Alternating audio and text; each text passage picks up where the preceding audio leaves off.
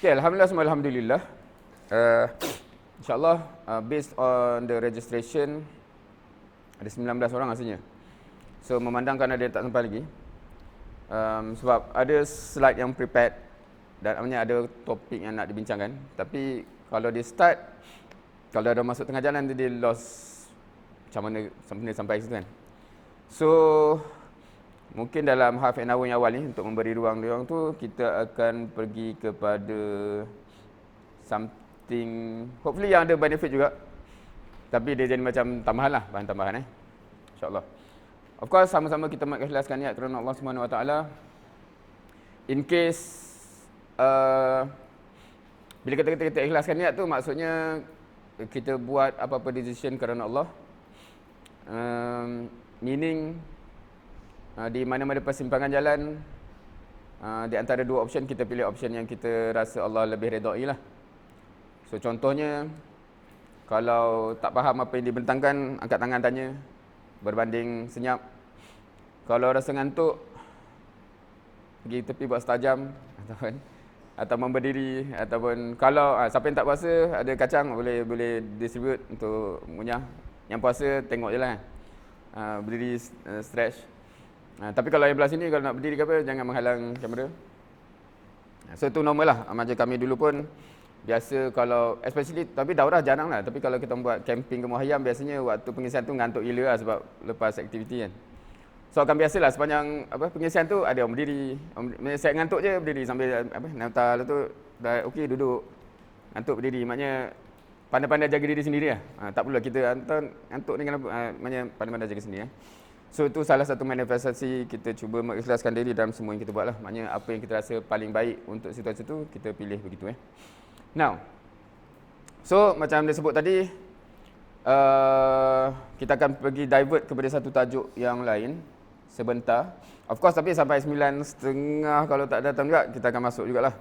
Sebab siam jenis ni, kalau sampai setengah jam tak sampai lagi tu, kalau nak sangka baik, dia ada kekangan lah. Nak sangka buruk, tak payahlah sangka buruk kan. Siapa biasa dengan buku ni? How to Win Friends and Influence People. 1, 2. Biasa tu biasa baca lah ke tahu? Tahu buku tu? Tapi belum pernah baca? Okey. Yang lain? Ada yang tak pernah dengar pun? Pernah dengar? Cuma tak berminat lah. Sebab apa saya pun bukan nak kawan pun kan.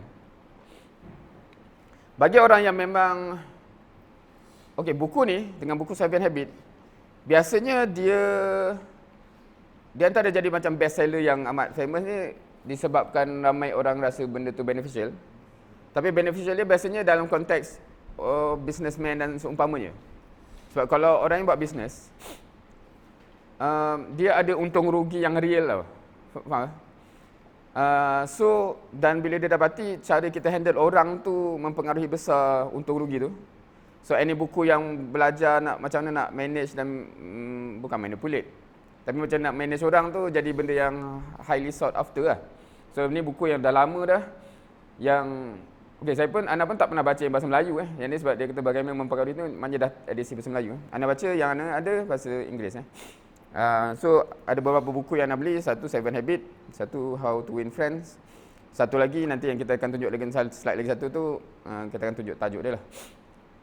Ini antara buku yang memang murabi ataupun nakib Ana dulu memang suruh Ana baca. Anta betul nak dakwah kan? Baca buku ni. Kalau serius nak. So, kita berdakwah ni bukan kita just nak bercakap, lepas tu lantaklah apa jadi kan. Kita nak orang tu terinfluence dengan apa kita kata, terkesan. So, dia tak dapat lari lah daripada konteks sebenarnya. Dia agak interesting bila kita tengok kenapa buku orang kafir juga kita nak kena baca kan? Sebab tak ada Muslim yang ada ke? Okey, kalau ada mungkin dalam bahasa Arab somewhere kan. Tapi yang dalam easily accessible kepada Muslim dalam bahasa English atau Melayu tu kurang bab-bab ni. Kecuali yang dah jadi translation, tapi still bukan penulisnya orang Islam kan. Itu satu benda yang agak interesting lah. So dalam buku siapa yang pernah baca Qawaid Dakwah pun dia komen benda ni. Dia kata for whatever reason, sarjana-sarjana dalam bidang takhasus yang tertentu ni banyak tau. Macam kalau bidang fiqah, bidang termasuk astronomi ke apa, macam sarjana Islam pergi dalam tu banyak. Tapi yang sisi-sisi macam ni somehow macam absent. Either sebab at that time dah tak perlu dia belajar sebab semua orang tu common sense. Macam itulah kita Muslim macam tu mungkin. Ataupun dia tak menjadi satu topik yang dominan yang macam ni. Kita sekarang kan macam orang yang macam bermasalah ni. Dan dia tulis tu pun masa zaman 20, 30, 40 tahun dulu lah. Yang kita terpaksa macam mana nak influence Muslim ni kan. Mungkin ketika dulu either benda tu tak perlu ataupun dah ada kerajaan Islam, so semua ikut je lah peraturan or whatever tu, sebab tu dia tak di-push ilmu tu. Mungkin, wallahualam. So sebab itulah kita ambil daripada orang yang berkuasa non-Muslim. Cumanya dalam buku-buku macam ni sebab dia mungkin tak ada banyak values sangat. Values tu macam kalau kita buka buku pasal evolution, dia akan ada value, faham kalau macam tu. So ni dia most kepada macam sains sosial berhadapan dengan behavior manusia. So biasanya kalau dia observe macam tu, kita pun observe macam tu lah, generally speaking secara umum. Now, cumanya yang saya buat slide ni, anda buat slide ni dikupas, lihat daripada perspektif dakwah dan tarbiyah lah. So macam mana konsep umum tu kita cuba tengok kalau kita dai, kalau kita murabbi dan sebagainya. Now, kalau dalam buku ni, just untuk idea apa ada dalam buku ni. So dia ada satu part pertama, fundamental techniques in handling people. So teknik fundamental ataupun teknik asas macam nak manage orang. Kedua, 6 cara untuk menyebabkan orang suka kat kita. 3, macam mana nak memenangi hati orang lah basically, atau memenangi orang kepada cara kita berfikir. So kadang-kadang kita nak deal dengan orang bawah kita ni, kita fikir macam mana dia fikir kot lain kan, macam mana nak memenangi dia. Dan keempat, be a leader, how to change people without giving offense or arousing resentment. Macam tak dia berubah tanpa menyakiti hati dia atau menyebabkan dia tak puas hati dan sebagainya. Sebab biasanya nak berubah, kita akan dictate something yang dia kena berubah lah. So that tend to create friction tau. So boleh tengok bab ni je macam rasanya macam if you are serious about nak jadi leader dan sebagainya, peliklah you tak berminat benda-benda macam ni. Right? Okay, of course kita memang takkan sempatlah cover benda ni full sebab kita ada topik lain nak di cover. Cumanya kalau rasa benda ni penting sebab slide dia ada dah 280 slide cover satu buku ni. Kalau memang nak ni kena set daurah yang lain lah. Memang kalau kata boleh tak daurah ni saja. Tapi 280 ni pun last time dia bukan jadi satu sesi pun, dia jadi beberapa sesi lah nak habis kan. Ya, kalau 280 slide dan satu slide ni kita berapa minit? Cuba darab. Kalau tu 280 2800 minit berapa? Berapa jam? Berapa jam?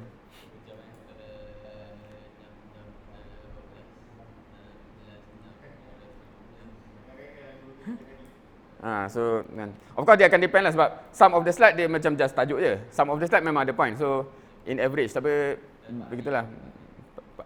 4 hari satu hari tu 3 jam ke 4 hari tu satu hari 24 jam? Oh, interesting. Ataupun 4-5 kali daurah macam tu in a way. Alright? Tak sabar nak tunggu, beli je baca kan. Nak suruh orang juga mentang kan. But anyway. So kita akan insyaAllah dalam masa yang kita ada ni, part 1, fundamental techniques in handling people. So dia bermula dengan membawa beberapa phrase. If you want to gather honey, don't kick over the beehive. Faham ayat tu? Kalau nak madu, jangan pergi tendang beehive apa? Sadang lebah tu kan? Sadang lebah lah, madu lebah kan? Lebah madu. The big secret of dealing with people. So dia ada 3 subtopik lah basically. Satu, kalau nak madu jangan pergi tendang sarang lebah tu. Kedua, rahsia besar dalam dealing dengan people. Dan ketiga, siapa yang boleh buat benda ni akan ada seluruh dunia bersama dengan dia. Siapa yang tak ada benda ni, dia akan berjalan kesunyian keseorangan. Macam itulah. Maksudnya so apa benda tu Now, so kita pergi yang pertama Kalau nak kumpul madu lemah tu, janganlah pergi tendang sarang lebah tu So sebelum kita pergi lebih lanjut, boleh bayang tak maksud dia apa? Boleh bayang tak di sebalik apa yang dia cakap ni dalam konteks tu so apa? So apa?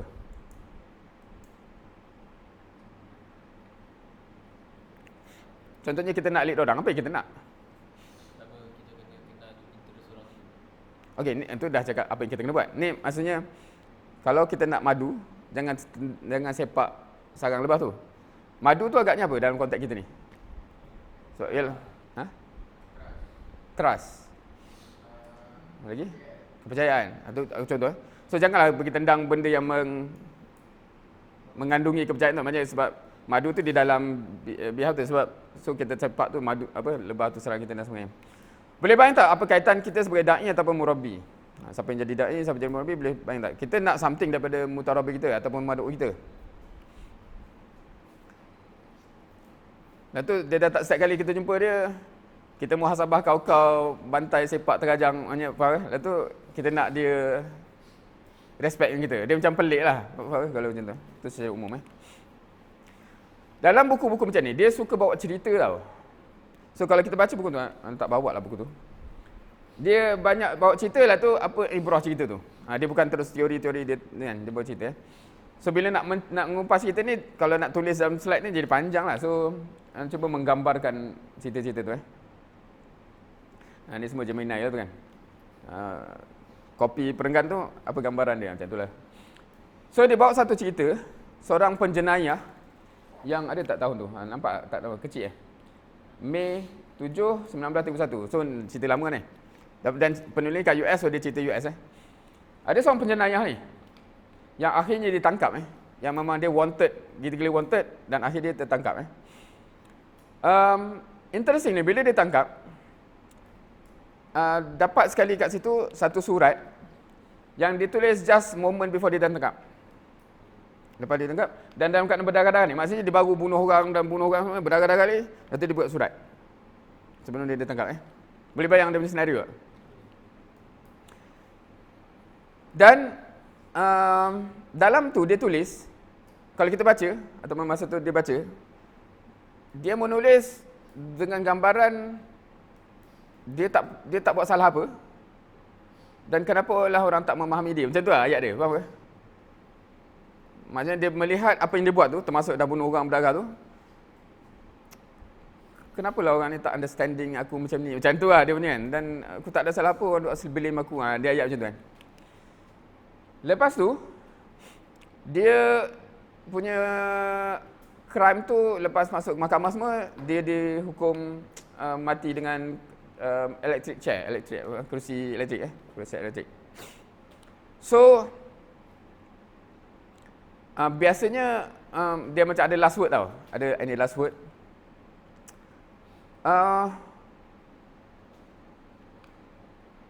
Last word dia tu, boleh baca? Dia tak pun kata menyesal buat jenayah ke apa. Dia kata, macam ni kau buat aku sekadar menjaga diri aku ataupun defend diri aku kan. Boleh faham tak? Dia punya psikologi tu. So, dia buat cerita ni, sebab ni satu cerita yang ekstrim. Tapi dia kata macam, psikologi manusia ni memang macam tu. Dia interesting macam tu. Dia tak, orang lain nampak dia buat salah, tapi dia tak nampak dia buat salah. Dia akan nampak benda tu justified for whatever reason lah. Dia yang buat dulu, keadaan aku macam ni, nak buat macam ni lagi, whatever lah kan. So dia kata, orang yang buat salah ni, dia tak ada regret, malah dia rasa dia tak nampak salah dia, dan dia rasa orang yang point out salah dia tu yang, kenapa dia orang ni nak tunjuk, kenapa dia orang macam tu So point dia apa? Apa point dia? Kenapa dia buat cerita ni? Apa kaitan dengan leadership lah apa semua ni? Okey, tu satu cerita. Ada satu cerita lagi. Kenal tak Al Capone? Kenal? Macam mana kau kenal? Bila tak ada dia? Tahu Dia famous dengan apa? Ada yang tak tahu? Siapa yang anggota tadi? Satu? Kau tengok cerita mafia ke apa? Ke tahu baca history? Baca history. Kenal dia sebagai? Di antara big boss mafia yang tak tahu lah, kau ni suka tengok mafia ke? Apa cerita mafia yang famous Oh, zaman sekarang dah lama tak tengok cerita. Kalau dulu apa yang Godfather yang sampai faham Godfather tu, dia macam tu lah, maknanya dia big boss mafia tu. Dia punya ayat ni, dah kecil lah pula I have spent the best years of life giving people Okay, ada typo sikit. The lighter pleasures. Helping, have a good time and apalah. And all I get is abuse. That is okay. Ada typo kat situ sebab AI ni ada buat typo pula. The existence of a haunted man. Dia kata macam, selama aku hidup, aku bagi orang kesenangan, bagi orang keseronokan, tolong orang. Tapi macam inilah hidup seorang yang diburu kan. Macam kenapalah orang nak susahkan aku ni? Boleh faham tak? Siapa pernah tengok cerita, macam mempromot cerita lah kan. Tapi sebab dulu-dulu pernah lah tengok cerita yang kalau kita tengok dia portray ketua mafia tu bila dia dengan orang lain yang tu, dia main pancung ke, dia tembak ke, dia apa tu, dia no mercy tau. Tapi bila dia tunjuk sisi family dia, seolahnya dia very protective dengan anak dia, sayanglah anak dia semua kan. Dia macam ada dual macam tu. Dan dalam psycho dia nampak yang tu je. Dia nampak yang ni semua ialah justified. Dia macam mana? Macam niat menghalangkan cara kan. Macam untuk jaga keluarga aku, untuk senang keluarga tu, orang yang go against aku, kepancung je tu, itu necessary evil lah. Dia macam justified. Dia macam justified. So, dia buat cerita ni banyak cerita-cerita yang ekstrim. Satu lagi, dia buat satu, ni nama Muhammad tu, Louis Laws. Warden of Sing Sing. Sing Sing ni satu penjara Sing Sing nama dia. Dekat New York, tak silap. Dia kata, sikitlah tak ramai orang dalam penjara tu yang menganggap diri dia orang jahat. Kebanyakan orang ada reason ataupun bagi reasoning justify kenapa dia orang behave whatever dia behave yang masuk ke dalam penjara tu. So tak ada orang macam aku memang buat silap, tak. Macam aku dah kena macam tu, aku terpaksa lah curi, lepas tu kena tangkap lah dan sebagainya. Dan dia punya ibrah dia nanti lepasnya macam mana nak tak kena tangkap. Dia bukan menyesal mencuri dan sebagainya. Now, dia bawa semua cerita ni nak point out ialah sebab ni semua cerita crime.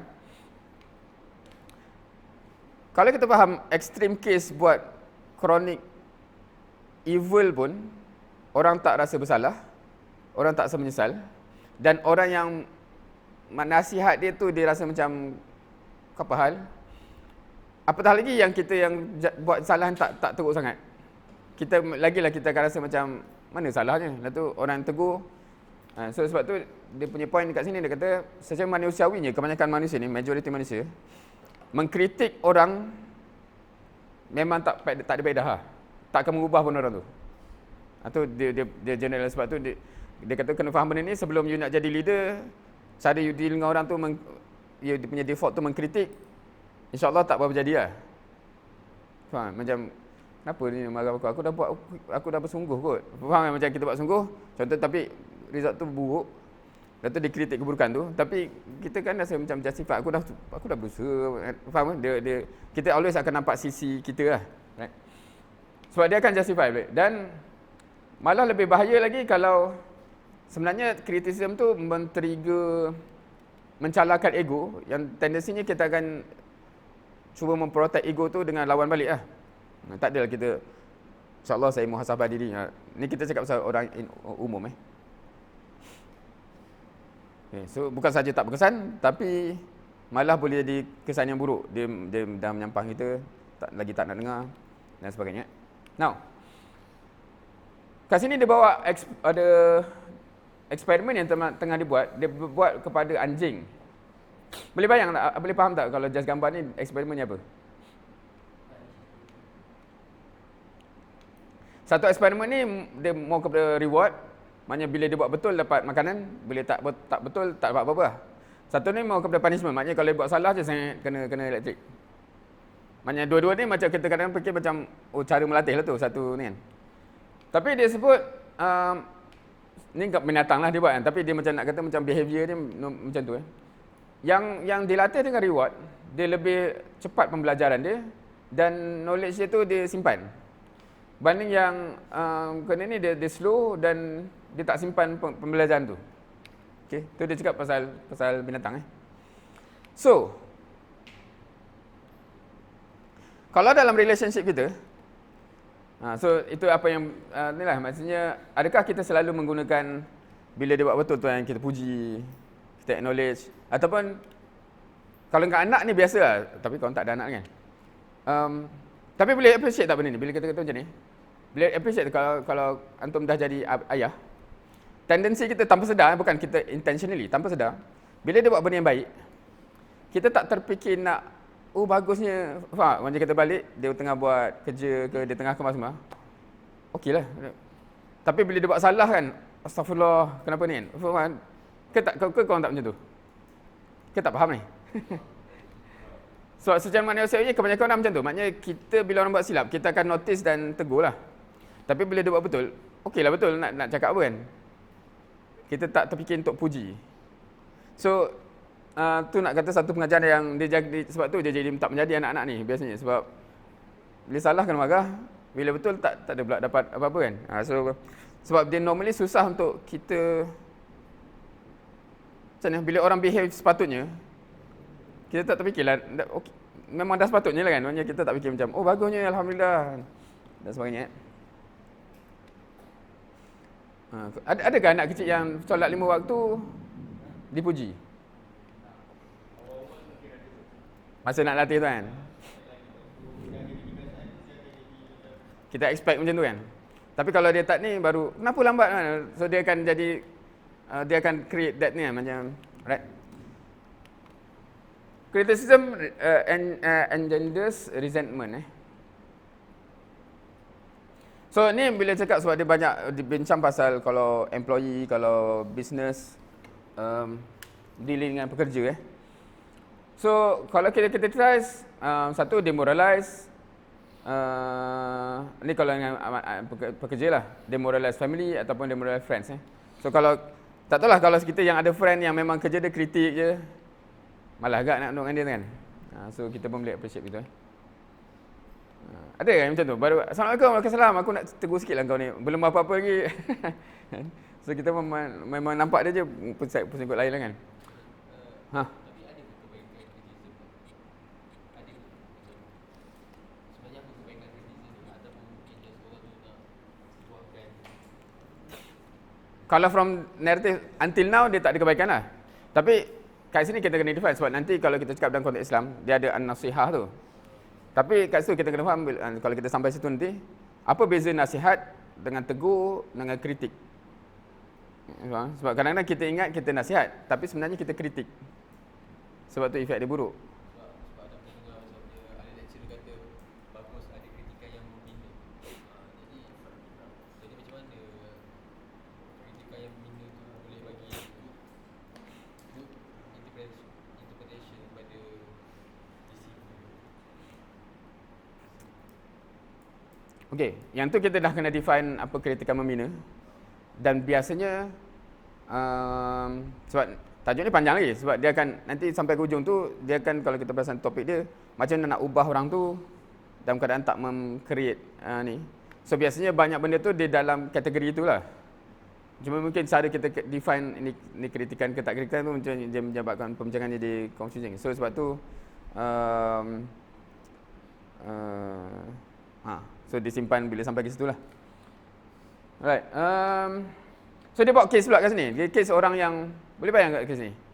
Kita ni ada ke? Kalau engineer ni yang malah nak pakai lab coat ke apa? Ni case ni ialah law company tu kena pakai hard hat tu atau safety hat tu. Tapi sebab orang malas lah benda tu kan, sebab dia tak selesa ke apa, macam malas. So satu senario tu, bila nampak, oi apa benda tak pakai apa kan? So kes dia berlaku bila orang tu dia macam bila nampak je bos tu dia pakai. Tapi disebabkan dia macam tu lah, dia jadi macam ada macam kita ada polis pakai seatbelt. So kita pakai seatbelt masa nampak polis, bukan behavior, faham? So dia kata masa lepas lama tu macam apasal ni, lepas tu dia ubah approach, dia kata bila saya tanya tak kenapa tak pakai, tak selesa ke apa kan. So dia more kepada cuba memahami, dan kalau ada benda yang kita boleh resolve, kita resolve, dan cuba yang kita set ni supaya korang yang selamat dan so, gitu So dia end up dia jadi memang orang tu behave walaupun tak ada orang tengok. So itulah dia cakap begitu.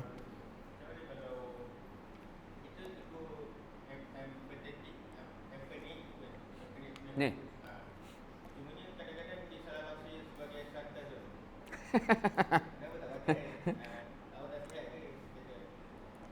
Oh, itu intonasi kot. Tak tahu lah, itu macam okey. Benda tu boleh didiagnose sebab kalau nak tengok situasi kita kena diagnose situasi lah. Tapi kalau dua probable ni, satu mungkin somehow intonasi itu dia tak transfer to be understood correctly. Itu satu. Even dalam konteks tu, dalam Islam boleh tak kita kata dah dia tak faham betul? Aku cuba nak bagi dia faham tapi dia yang faham salah. So itu masalah dia kan. Boleh tak kita kata tu?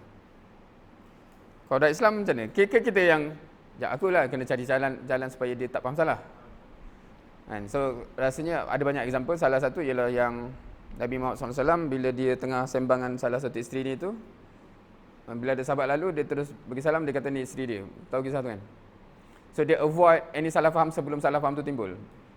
Dia tak ada kata takkan sahabat tak sikah kat aku.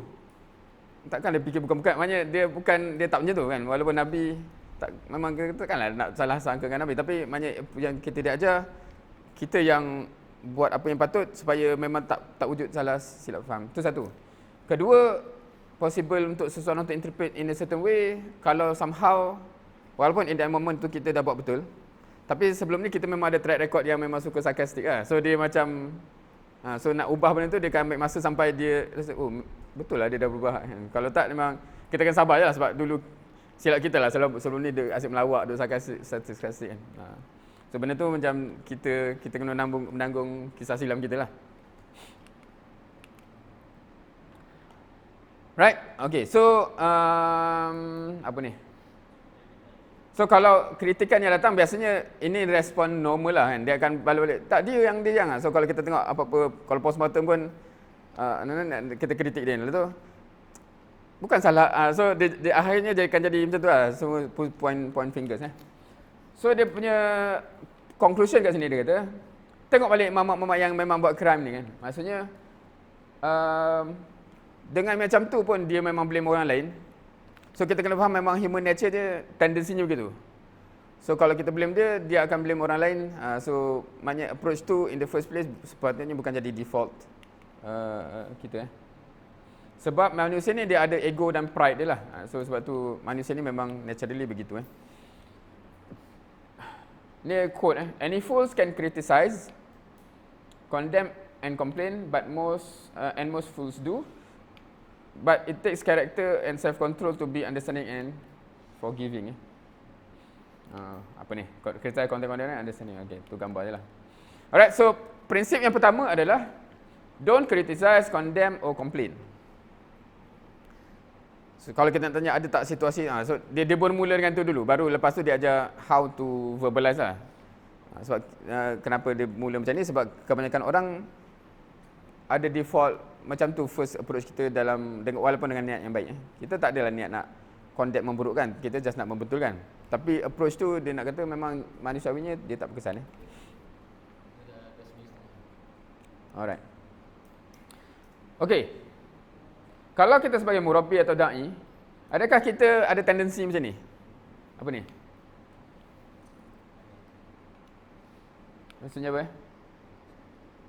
Orang muda ni tak boleh harap ni cerita, sebab slide ni dia buat kat pakcik-pakcik kan, macam memang orang muda ni tak boleh pakai kan, ataupun kira ni lecture ni, ataupun ni murabbi lah yang tak committed. Apa-apalah, biasanya bila kita tanya kenapa tak jadi so biasanya akan ada yelah dia jadi macam tu kan, macam dah cakap dengan dia so itu adakah kita kalau kita muhasabah balik kita tendensinya macam tu ke? Tak Masya-Allah. Antum memang malaikat lah. So itu dia punya okey ni dah kedua So kita dah 9.30. So macam sampai awal tadi kita kata kita divert sikit tajuk ni sebab untuk memberi peluang siapa yang underway tu sampai sebelum kita masuk topik sebenar kita hari ni. Of course, kalau sempat bila-bila kita boleh sambung buku ni sekiranya dirasakan ada manfaatnya lah, insya-Allah. So, sebelum ni okey, rasanya masa daurah dulu kat sini juga yang last time, yang last bila tu.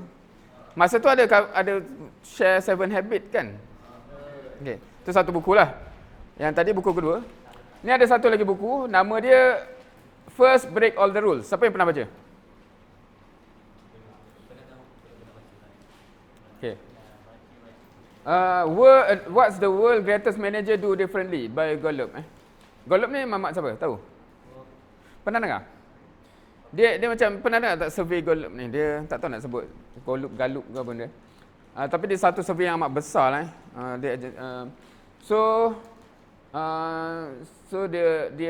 Dia punya conclusion daripada buku tu, hasil daripada survey 80,000 manager. So dia claim dia ada data yang cukup besar untuk conclude yang konkret lah, bukan main teori-teori kosong. So kalau dalam buku ni dia ada cover 4 benda. Macam mana nak cari talent, macam mana nak define outcome yang betul, macam mana nak focus on strength, dan macam mana nak find yang right fit lah dengan team tu. Okay. So dia agak buku yang agak menarik kalau kita memang nak makin power dalam manage team.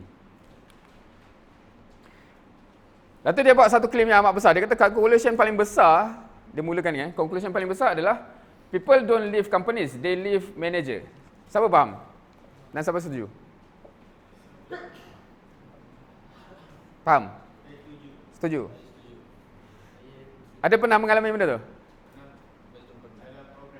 Dalam program. So contoh saya bawa usrah contoh tapi saya ni karakter yang memang menjengkelkan lah. Lepas tu dia tinggalkan usrah. Dia bukan tinggalkan usrah, dia tinggalkan saya. Macam tu lah dia konsep kan. Dia macam astagfirullah, kenapa dia tak suka usrah ke? Bukan tak suka, tak sungkau kan. Macam tu lah dia macam tu. So dalam company pun dia kata kadang-kadang company hebat, tapi kena division tu manager dia memang hampir. So orang bukan tinggalkan company tu, tapi orang tinggalkan ketua dia. So dia kata memang itu dalam company biasa berlaku. Sebab kadang-kadang tanya, dia kerja kat Apple kot, kenapa dia tinggalkan? Rupanya manager division tu yang masalah. Dan sebagainya. So kenapa realization ni penting? Sebab kadang-kadang kita fikir benda lain. Company ni tak bagi gaji cukup ke? Ataupun culture, ataupun whatever lah. So benda tu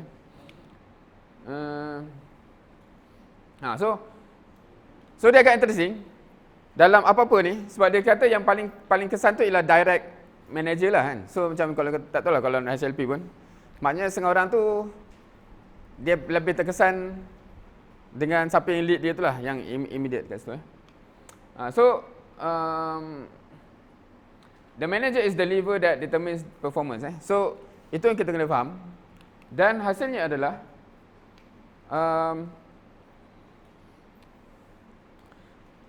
kalau kita nak memperbaiki performance company kita tu ataupun team kita, kita kena upgrade manager capability tu. So itu bendanya lah. Right. So dalam konteks ini,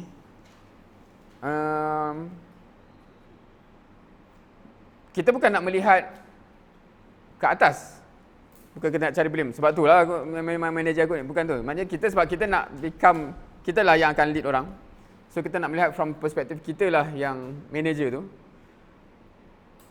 So lepas sebelah bukan macam sebab tu ke dia dulu whatever macam tu kan. So kita nak reflect from that perspective. Boleh relate tak dengan dakwah? Boleh? Ada tak orang yang dia bukan tinggalkan Islam kerana Islam, tapi kadang-kadang kerana parent ataupun kerana Muslim tertentu, faham? So dia bukan, tapi kadang-kadang kita tak faham dia tu, kita akan blame dia, astagfirullah. Tapi kita kena faham, maknanya ada someone yang actually buat hal kat situ. Dan disebabkan itu, bila kita tak settlekan benda tu, begitu Baru ni kita tengok satu, tak ingatlah, kat TikTok ke Instagram Reels ke apa, ada yang Muslimah ni kat negara barat sebenarnya, dia cakap kelas Quran dia kot, dengan teenager. Lepas tu dia tanya cita-cita lah. Ada yang tengok benda tak? Lepas tu semua saya cakap lah career bla bla bla kan. Lepas tu dia kata dia terkejut, tak ada orang langsung cakap pasal perkahwinan. Maknanya part of cita-cita dia nak kahwin, rumah tangga ke apa, tak ada. Semua macam tu kan. Lepas tu dia tanya, kau tak ada hajat nak kahwin macam ni ke apa kan? Lepas tu jawapan dia kata sini, dia kata semua macam uish, tak payah tak kahwin. So ada yang cakap macam gambaran dia bila dia tengok parent tu macam baik tak payah kahwin macam ni. Lepas tu yang sebab ada yang dia cakap tu macam spontan, yang macam apa, Apa ayat dia? Kalau kau tengok ni dia kata, yang perempuan cakap, oh, lelaki sekarang tak boleh harap baik tak kahwin. Lepas tu yang lelaki cakap, mana ada perempuan lah yang duk, tak apa 6-7, benda lah dia. So nak isteri apa macam tu kan. So tu dia cakap macam, so ada beberapa benda lah. Dan dia kata dalam konteks tu yang agak menarik, yang nak relate kat sini adalah parent punya behavior menyebabkan anak-anak tu ada persepsi tertentu terhadap perkahwinan in itself. So gitu. Now dalam konteks dakwah,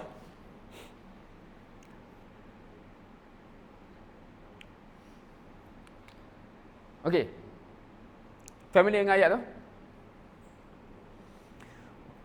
wa ma 'ala rasul illa al-balagul mubin. Ada relation macam mana tak?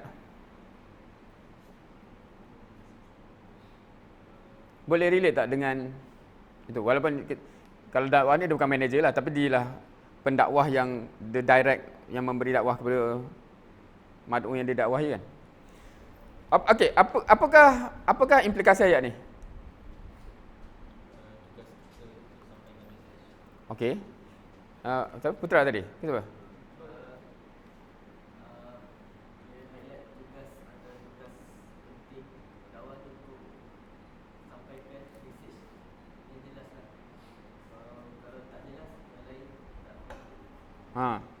Boleh terima tak KPI dia macam tu? Macam kalau, sebab of course ni kita cakap pasal Nabi, tapi kalau kita mau isi tugas Nabi tu, maksudnya kalau dia punya implikasi, kalau Nabi yang tak bagi sampai jelas, salah tu masih di Nabi, bukan orang tu. Sebab bila kata, of course, wa ma 'ala rasul illa tu, dia ada implikasi. Sebab dalam konteks Nabi tu, dia dah buat all out dan dah sampai jelas, tapi orang tu masih degil. Seolah kata macam yang tu dah beyond your responsibility lah, tak perlu risau lah benda tu kan, sebab dia yang degil. Tapi sebab Nabi dah sampai al-balaghul mubin tu lah. Al-balaghul mubin tu dua word yang heavy kan. Balagh tu sampai. Siapa kat sini pernah menyampai apa-apa? Tazkirah ke pernah menyampai? Pernah menyampai apa-apa tak? Tazkirah, talk, whatever lah. Okey. Kalau yang recent ia pernah menyampai apa-apa tu, siapa yang confident memang sampai? Sampailah, sampai kepada orang yang mendengar tu. Sampai, faham. Sampai Yakin. 50-50. Oh, okey. Dia agak, kenapa anda tanya? Sebab dia agak interesting bahasa kita ni. Sebab kita guna bahasa aku sampaikan, tapi dia jadi weird, aku sampaikan tapi aku tak kisah sangat sampai ke tak. Itu bukan sampaikan, itu bercakap. Faham tak? Aku bercakap, memanglah kau cakap kan, tapi itu bukan muballigh lah. Muballigh tu, balagh tu sampai kan. Itu mutakalim kot, ataupun apa yang bercakap kan. So itu so sebab tu kalau orang yang tu dia akan nak verification tu, faham kan? Faham? Atau kalau nak verify lagi, boleh ulang sikit nak verify kefahaman. Tapi setengah orang audience dia tak suka lah benda kan. Tapi pointnya begitu So boleh ni maksudnya kalaulah dakwah ni, maknanya dia punya default dia lah kena settlekan dai tu dulu, macam kita kata kena settle manager dulu. So dai ni kena capable enough untuk bila dia sampaikan tu memang sampai. Sebelum kita nak kata apa masalah orang lain tu Okey. Boleh baca ke ayat ni? Nampak? Wa ila adin akhahum hudan. Wa ila samuda akhahum salihan. Okey. Apa common, kenapa Nabi tu di-describe sebagai something kepada orang yang didakwahi dia? Dan apa dia? Akhahum ni apa? Kenapa dalam cerita pasal Nabi ni Allah highlight sangat diorang ni akhahum? Apa pentingnya? Why is that important?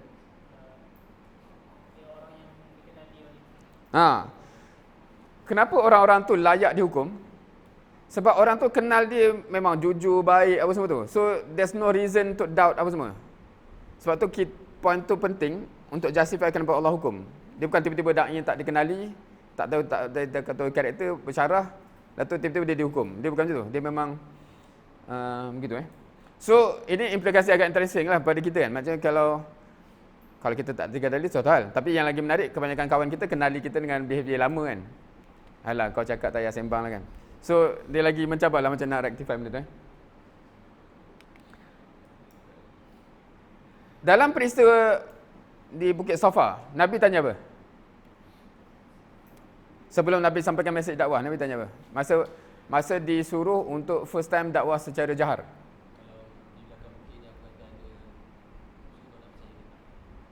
Dengar? Tahu? Dengar tak Azim cakap ni? Kau ni dah lost ni, macam tertinggal ni.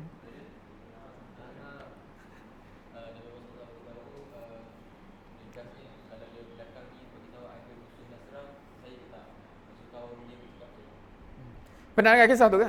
Siapa yang tak pernah dengar kisah tu? Masa Nabi first time naik, bukan first time naik atas bukit tu, tapi maknanya untuk berdakwah secara terbuka tu, naik atas ni, dan masyarakat Quraisy berkumpul. So, dia test dulu kan, dia kata, bukanlah cakap aku nak test, tapi maknanya, percaya tak kalau aku, maknanya dia soal benda kan, kalau aku cakap, di belakang bukit ni, ada bala tentera yang nak serang dan menghapuskan kau, percaya tak? Dan semua percaya, kata kau ni Al-Amin dan sebagainya. Lepas tu baru dia cakap, aku nak bawa warning yang sebenar daripada Tuhan dan sebagainya kan. Kemudian dia reject So, jawapan mereka membuktikan rejection dia kepada message tu purely sebab degil. Faham kan? Dan dia dah tak boleh nak kata, dah orang macam tu cakap, takkan nak percaya kan. Dia dah default, dah macam tu Right. So, point dia ialah, memang Islam ni cantik, apa yang kita bawa dalam Islam ni cantik, benar dan sebagainya. Tapi, orang actually boleh tinggalkan benda tu disebabkan kita punya action atau behavior. Right? Now, satu soalan. Ada patut kita kisah ke benda ni? Okay, so whatever your emotion ke reaction ke apa-apa sekarang, lukiskan something yang describe based on apa yang kita bincang selama ni. Ada implikasi apa-apa kepada you in any way, shape or form tak? So, lukis whatever yang ni lah. Siapa dapat detect ayat apa ni? Walaupun dia jadi berterabu atas slide ni. Dalam gambar ni.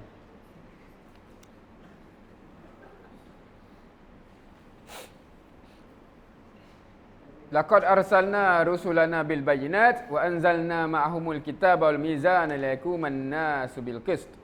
Siapa familiar ayat ni? Surah apa? Surah Hadid Okey. Allah utuskan apa? Ada yang tak faham langsung tak? Arsalna utuskan. Allah bagi rasul kan? Kenapa jadi dua ni? Rasul kan? Lepas tu dengan rasul tu Allah bagi apa? Bayyinat. Lepas tu bersama tu Allah bagi juga apa? Kitab dengan mizan. Tak tahulah kenapa jaminan dia disusun berteraburnya ni, tak apa. Lepas tu wa anzalnal hadid fihi ba'sun syadid wa manafi'un linnas. Ni sambungan ayat tu. Dan Allah juga turunkan besi yang ada kekuatan dan manfaat untuk manusia. Lepas tu waliya'lamallahu man yansuruhu wa rusuluhu bil ghaib. Dan untuk Allah tahu siapa yang akan bantu Rasul siapa yang bantu Allah dan Rasul dengan ghaib. Innallaha qawiyyun aziz. Pernah baca ayat ni kan, of course kan. Pernah bincang ayat ni. Apa implikasi ayat ni? Ada implikasi apa kepada kita?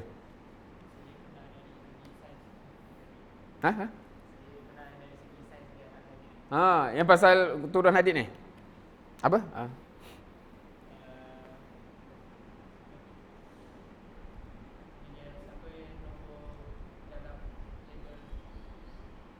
Oh, kat mana? Kat mana nombor 6 tu berkait dengan nombor apa?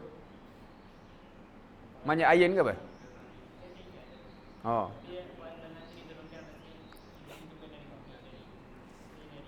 Siapa yang pernah dengar pembicaraan tu? Sebab Allah kata, okey, bila Allah kata anzalan ni turun kan? Bila Allah turunkan kitab dengan mizan tu macam, okey, Quran, kitab kan? Tapi bila Allah kata Allah turunkan besi, apa maksudnya? Siapa pernah dengar kupasan tu? Ha. Sebab dia relate dengan sains, dia kata macam besi ni, walaupun sekarang kita jumpa dalam tanah, tapi dia kata dia bukan elemen dari bumi ni. So teorinya ialah dia dari meteor-meteor yang jatuh dan dia terbenam. So dia kata Allah dah cakap dah dia turun, macam itulah kalau siapa yang bincang pasal saintifik. Tapi kita bukan nak bincang benda tu. Itu perbincangan pasal mukjizat lah. Tapi kita nak bincang, okey, mudah cerita. Allah turunkan satu benda ialah kitab dan mizan. Dan Allah turunkan satu lagi ialah besi. Anda nak cuba relate dengan ni. Siapa kat sini sains tulen? Sains tulen macam fizik, kimia, benda-benda dengan dunia ni biasanya sains tulen lah. Siapa yang kat sini sains sosial? Ke kau ni bukan sains? Dia biasa sains ni bukan subjek sains tu. Dia macam sains tu ialah bukan science of, pernah dengar tak? Science of hadis. Dia nak refer kepada ilmu rijal. So sains tu bukan sains makmal tu. Sains tu ialah benda tu dikonsepkan. So sains sosial ni benda yang bersifatkan manusia lah. Psikologi, education kan. Yang sains tulen tu atau hard science dengan orang kata ialah benda yang benda. Macam mana benda ni behave, elektrik, benda-benda tu lah. So sebab tu engineer, fizik, kimia tu dia biasanya dah ada dua bidang ni je. Kalau ekonomi semua tu sosial lah. So social science, sains tulen, kau kan tak tahu kau sains apa? Kau bukan tak ada sains, kita memang berfalsafah je. Sebab falsafah mungkin dia tak ada sains kan, ataupun sebab sains tu dia ada disiplin ilmu tu, maknanya dia sains lah. Okey. Dalam dunia ni kita boleh pecah generally kepada dua sains tu. So, siapa yang belajar bidang sains sosial, dia tak dapat lari daripada guidance kitab dan mizan. Boleh tahu benda tu. Maknanya ekonomi ada yang syariah compliant, tak syariah compliant.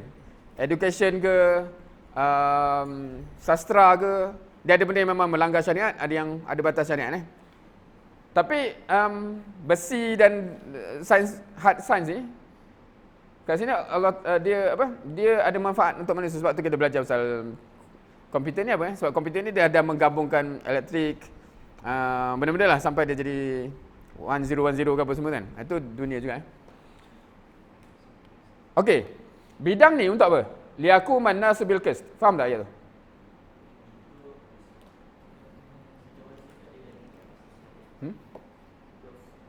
Siapa jawab ni?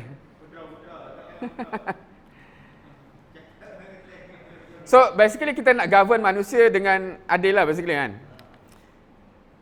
Boleh faham benda tu? Maknanya sepatutnya siapa yang bidang ICOL contohnya, bidang law, sebab tu dia ada cara law tu yang kita govern sisi law manusia berdasarkan syariat, berdasarkan hukum Allah dan sebagainya, ekonomi dan sebagainya. Tapi siapa yang deal dengan sains tulen ni untuk apa sambungan dia apa ni?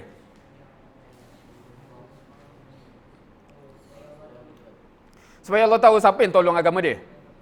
So, kalau besi manufakturasi zaman dulu, kita buat perisai, kita buat pedang. So, maksudnya, biasanya orang diibaratkan sains sosial ni ialah direction, sains tulen ni alat. Maksudnya kita decide nak perang dengan siapa semua tu direction lah. Kita musuh kat siapa, kita kawan dengan siapa tu sains sosial. Tapi nak berperang, nak musuh, nak kawan tu menggunakan besi, menggunakan alat lah, menggunakan kimia apa semua tu alat. Tapi alat ni sepatutnya untuk membantu Allah dan Rasul lah basically. So persoalan untuk kita adalah siapa yang sains tulen, saya engineer. Betul ke saya guna engineering ni untuk bantu agamanya ke untuk cari makan je? ICT untuk bantu agama ke untuk cari makan je? Faham? Kalau yang sains sosial lagi lah, saya belajar syariah untuk cari makan, itu lagi kesian lah. Dia sepatutnya sebab nak meninggikan kalimah Allah, patut macam tu kan. Faham? So poin dia kat sini, tak kisah bidang apa, persoalan dia ialah sains sosial lagi lah. Maknanya adakah kita govern orang atau kita menyusun hidup manusia ni berdasarkan syariat Allah? Sains tulen pula ialah kita semua kita deal ni untuk membantu agama Allah ke? Right. Okey. Siapa kenal nama kecil kat sini? Abul A'la Al-Maududi. Pernah dengar? Satu buku yang kita boleh cari, Syahadatul Haq. Syahadatul Haq. Now, siapa pernah baca buku tu? Tak. Siapa pernah dengar tajuk tu? Saya pernah. Dia pendek, kalau print dia jadi nipis je. Pendek tu apa? Pendek tu pendek. Sebab dia basically transcript of satu ceramah. So dia satu event ceramah lah. Kata-kata dia dari awal sampai habis. Sebab tu kalau kita buka buku dia, dia akan bermula dengan ayat dia macam ayat buka majlis dia macam tu. Sebab dia memang di transcript, dia transcribe dia transcribe kata-kata dia. Siapa yang rasa nak ada cerita-cerita tu? Kita berceramah jadi buku. Ke berceramah tak nak tengok balik lah. So power lah kan. Maknanya dia macam tu. Now, basically, dia punya kupasan mainly kepada ayat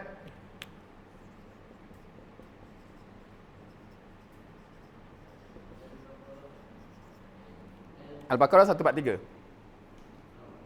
Tahu ayat tu? Siapa tahu ayat Al-Baqarah 143?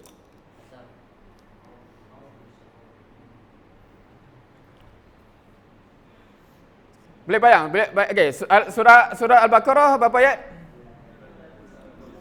26. Bagi 2 jadi 143 kan? Cuba Baqarah tu bagi 2 kat situ.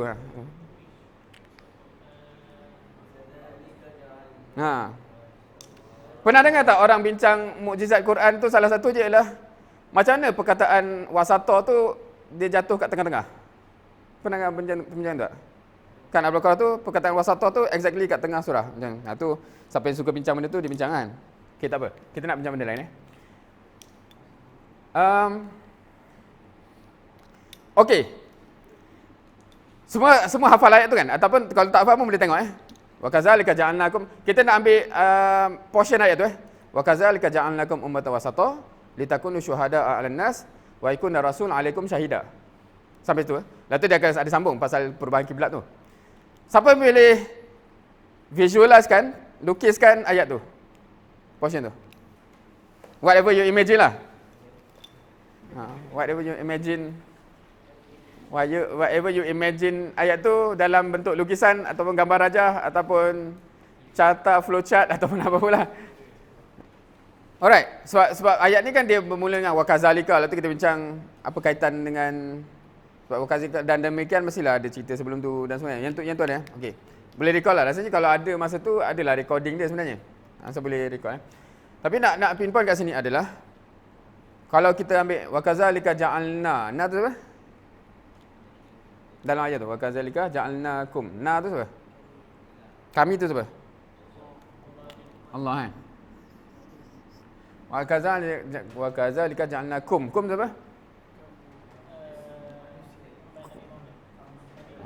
Dalam konteks ni kita lah kan?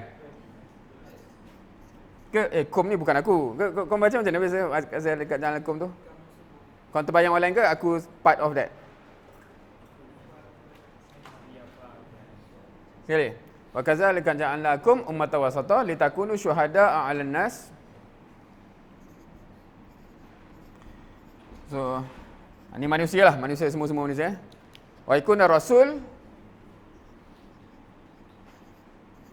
alaikum syahida.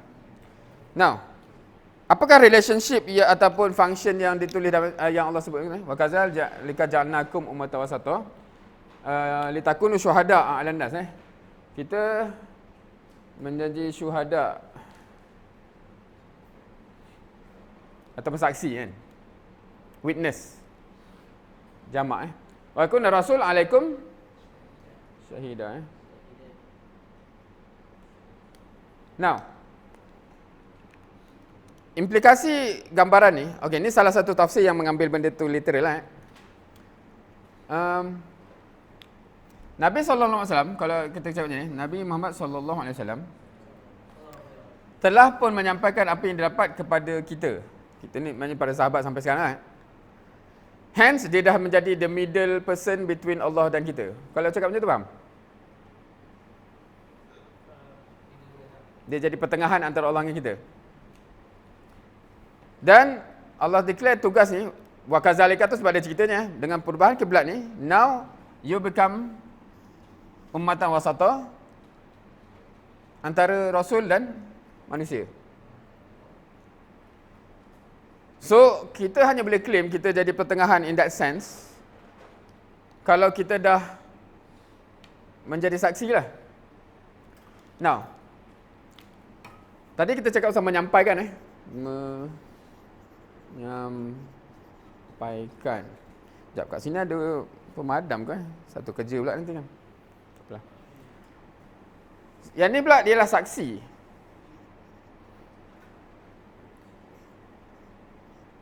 Yang mana lagi susah?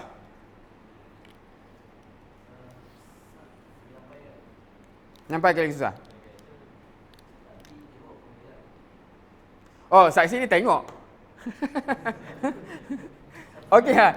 Okey, kita kena define. Takut silap faham. Saksi ni apa Menjadi saksi is what? Apa contoh yang kita okey, so masa kita ni sudah menyaksikan tu menonton kan, melihat kan. Tapi kalau kita kata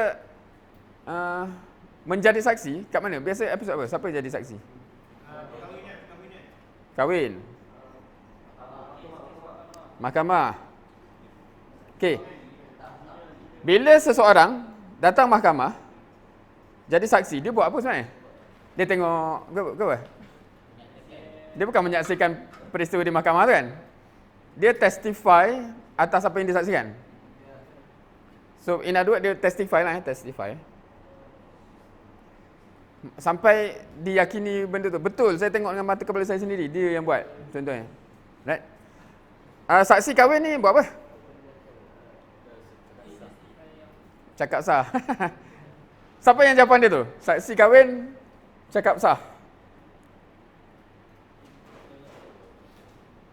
Kau pernah tengok tak perkahwinan ni? Pernah tengok majlis akad nikah? Ha? Dalam cerita je? Oh, tak ada lagi family yang pernah? Ke tengok dia jauh yang tak tahu apa berlaku kat situ? Okey. So, perasan tak saksi tu buat apa? Dia kena tengok proses tu, betul? Kena sahkan. Verify. Now, kenapa? Okey. Siapa pernah, kau ada belajar subjek munakahat tak? Macam subjek pernikahan Islam ada munakahat. Dia salah satu benda yang kena ada selain apa wali, saksi kena ada kan? Tapi dia define tak kerja dia apa? Macam bila kita cakap, oh kena ada saksi tu maknanya kita faham apa sebenarnya? Isi borang. Okey, sekarang ni technicalities memanglah ada siapa nama saksi apa semua. Tu dah jadi technical sekarang Zaman Nabi ada tak? Operasi macam tu. Now, point dia ialah jawapan tadi saksi cakap sah. Biasanya jawapan kita daripada observation, bukan daripada buku fiqh. Betul tak?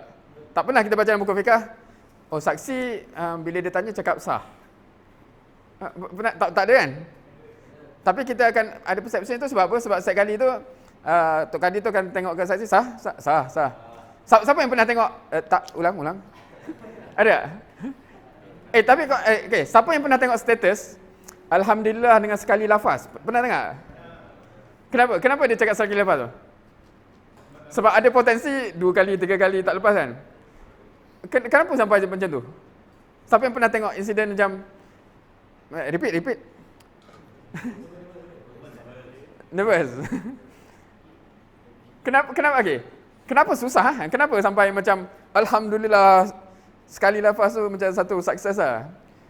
Sebelum tu dah dekat bilik air dah apa? Dah training dan sebagainya. Kenapa jadi macam tu? Siapa tahu kenapa jadi gitu? Kalau kita baca buku fiqh ada ke gambaran macam tu? Macam complicated je, macam nak sebut tu macam mana sampai kena ulang tu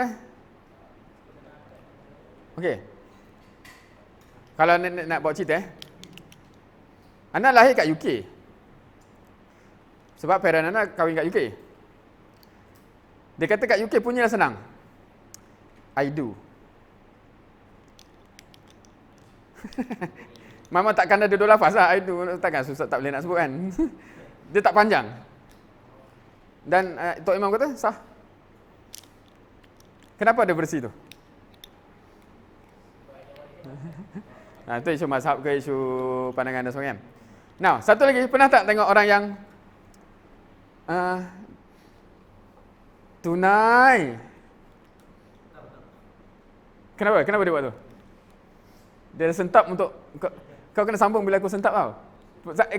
Kau cubalah cari nanti nak kahwin, cuba cari tempat yang pelik-pelik. Tempat yang okey, saya kahwin dengan orang Perlis.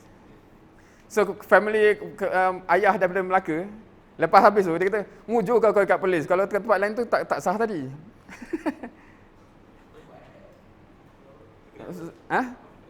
Sebab pernah dengar tak orang dia kena satu nafas dan bersambung apa semua tu? Kenapa siapa pernah baca buku fiqh, kenapa dia macam tu? Ke tak boleh jumpai dalam buku fiqh?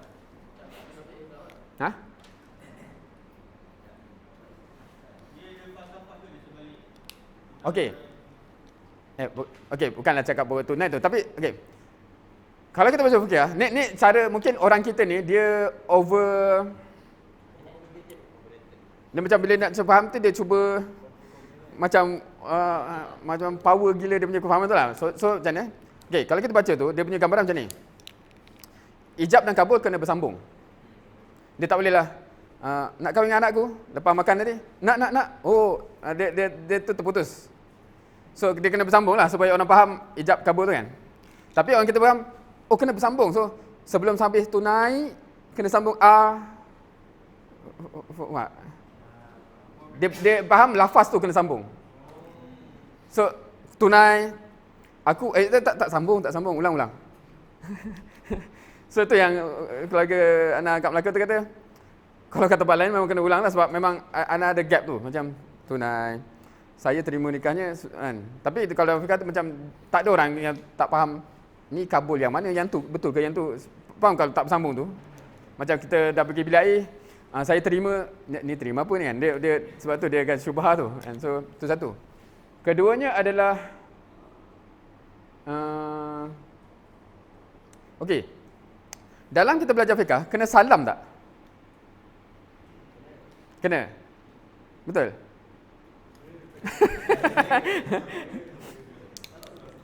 So, Ana pernah attend satu wedding. Ni masa Allahyarham Tuan Guru Nik Aziz di Kelantan. So, agak interesting benda ni. Dia datang, mana suami? Oh, tu suami. Mana isteri? Tu isteri. Ni parent lah, wali kan. Lepas tu dia pergi. Aku nikahkan kau, bla bla bla kan. Tu yang nak jadi suami tu sambutlah, aku terima nikah kan. Alhamdulillah kan. Apa alhamdulillah ni? Dah kahwin, dah settle lah. Dia tak salam. So yang pengantin tu ingat praktis. Kan dia duduk depan kan. Kan biasa berjabat tangan. Ni dia tanya je. So ingat praktis. Dia kata, "Ikan dah ijab, kabul, saksi. Settle lah."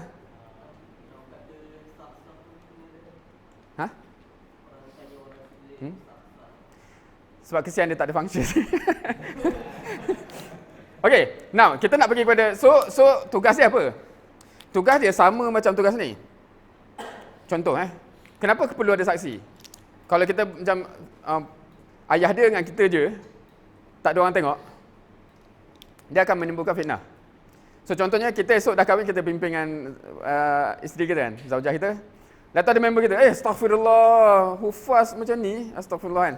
Aku dah kahwin lah. Mana kau kahwin? Bila kau umur pun tak kahwin macam. Saksi mana saksi? So ya betul aku tengok ijab kau boleh. So dia untuk penjagaan tu. Tapi of course lah sebab di waktu tu macam kesianlah dia tak ada function kan. So tanyalah sah. Dan kebiasaannya dia macam rubber stamp lah, sah kan. Tak tahulah ada orang yang mengada-ngada. Mungkin tu member dia nak nyakat kan. Tak sah, ulang-ulang kan. Nah, jangan buat perangai lah kan. Kalau dia tak sah tu kena buat balik. Betul lah. Dia saja nak sakat kawan dia. Itu kena tanya fuqaha lah kan. Dia tak sepatutnya jadi mainan lah benda tu kan. Kalau mainan tu, orang tu yang mempersenda-sendakan hukum Allah pula kan. Okey. So, bila balik kepada tadi saksi ni tugas dia. Okey. Kalau you nak testify something, dan benda tu, sebab kalau sampai kan, kita faham kan, benda tu kena sampai. Oh, understood. I know now. Tapi kalau saksi ni, dia ada layer of, okay, I'm convinced. Betul ni. Tu kau je cakap. Betul, buktinya. Faham? Maknanya kita testify so that, macam kalau masuk kes mahkamah ataupun memang betul dia dah kahwin. Oh, ada apa? So, dia jadi macam, okay. So, tu word Now. Pernah dengar macam, okay, macam mana? Kalau kita jadi witness of something yang bersifat, ni cakap apa Kalau nak pendek cerita saksi ni dia kena perkataan dan perbuatan. Setuju tak? Macam kita kata, Islam ajar untuk macam ni. So, aku sebagai Muslim, actually practice macam tu. So, baru aku punya persaksian tu complete. Boleh terima? Kalau kata, tak, Islam macam ni. Tapi kau tu, aku tak apalah. Tu tak banyak orang takkan convince of persaksian tu. Boleh terima benda tu? Okay, now. Perkataan ni boleh faham kan perkataan? Maksudnya message tu sampai. Dia tak semestinya, kalau tulisan termasuk dalam ni tak? Kita tulis, posting, buat surat khabar. Kena verbal, mana boleh, kena verbal. So faham kan? Sebab nak kata perkataan tu, dia punya maqasid tu ialah point tu sampai. So the most basic is verbal. Tapi tulis, radio, video, maknanya message tu actually disampaikan. Perbuatan ni actually behavior lah. We act, we behave. Okay. Katalah, Ana dah jadi orang yang solat, puasa, zakat, haji semua tu kan. Baik, hormat ibu bapa dan semuanya. Settle tak syahadah perbuatan? Settle? Ada yang nak kata, tak. Ana kenal doktor. Okay, now. Dia settle kalau Islam ajar tu sahaja. Ada tak Islam ajar beyond benda tu? Apa? Beyond macam, faham tadi kita cakap as a personal character tau. Ada tak Islam ajar beyond personal character? Apa?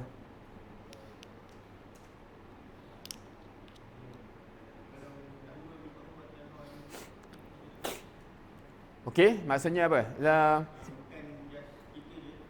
Tapi kita punya responsibility kepada orang lain. Okey? So ada responsibility kepada orang lain, responsibility kemasyarakatan ke benda. Okey. Islam ajar tu juga kan? So that behavior kena ada dulu baru settle perbuatan tu. Boleh terima? So it means persaksian perbuatan, kalau kita cakap macam tu, tak cukup dengan aku jadi Muslim yang baik. My society kena jadi society Muslim yang baik. Boleh terima?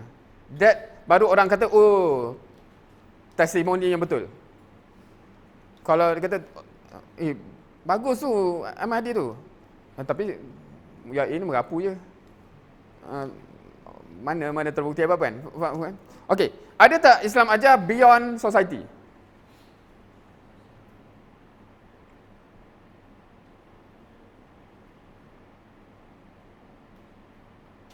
Tak ada kau tahu tak Islam ajar apa ni? Okey. Sebab kita baca surah Al-Baqarah kan. Dalam surah Al-Baqarah kan ada kutiba tu kan.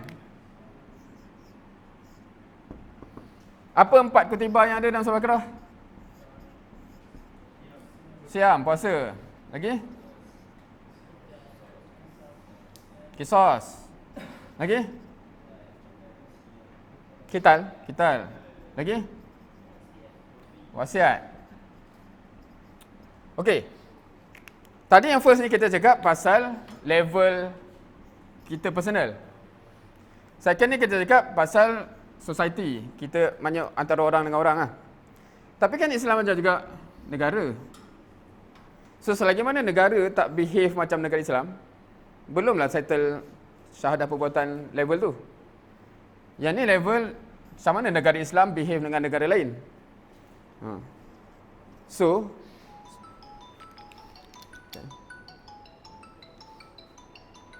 campur 18 negara apa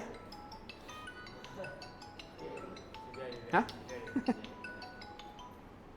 Campur 18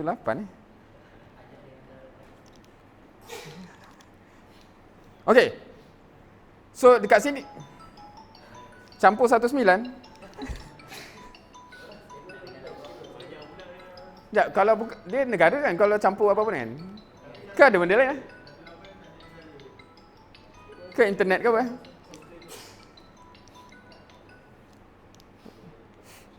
Ada siapa yang dia tak ada?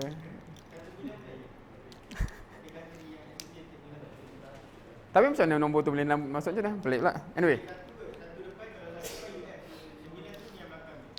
Oh, campur 1 US. Okey.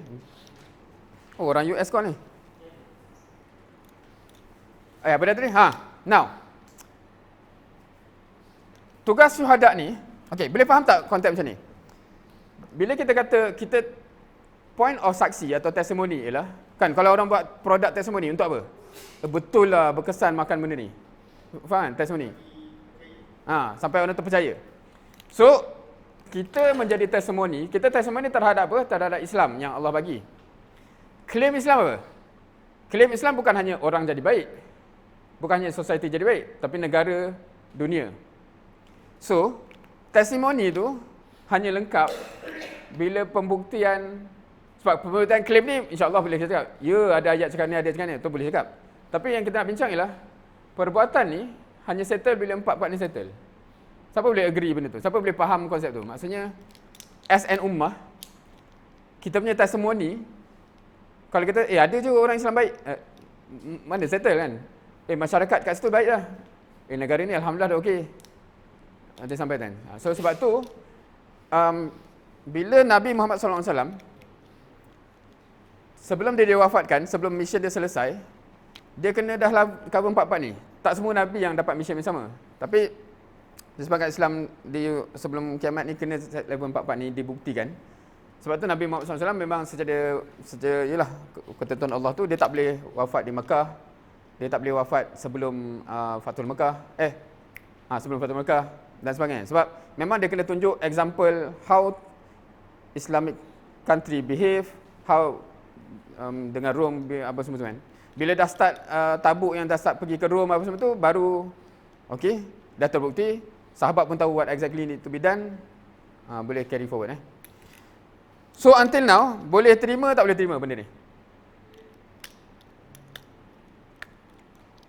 Dan adakah antum merasa antum di sini? Kum tu. Tanah umat wasata.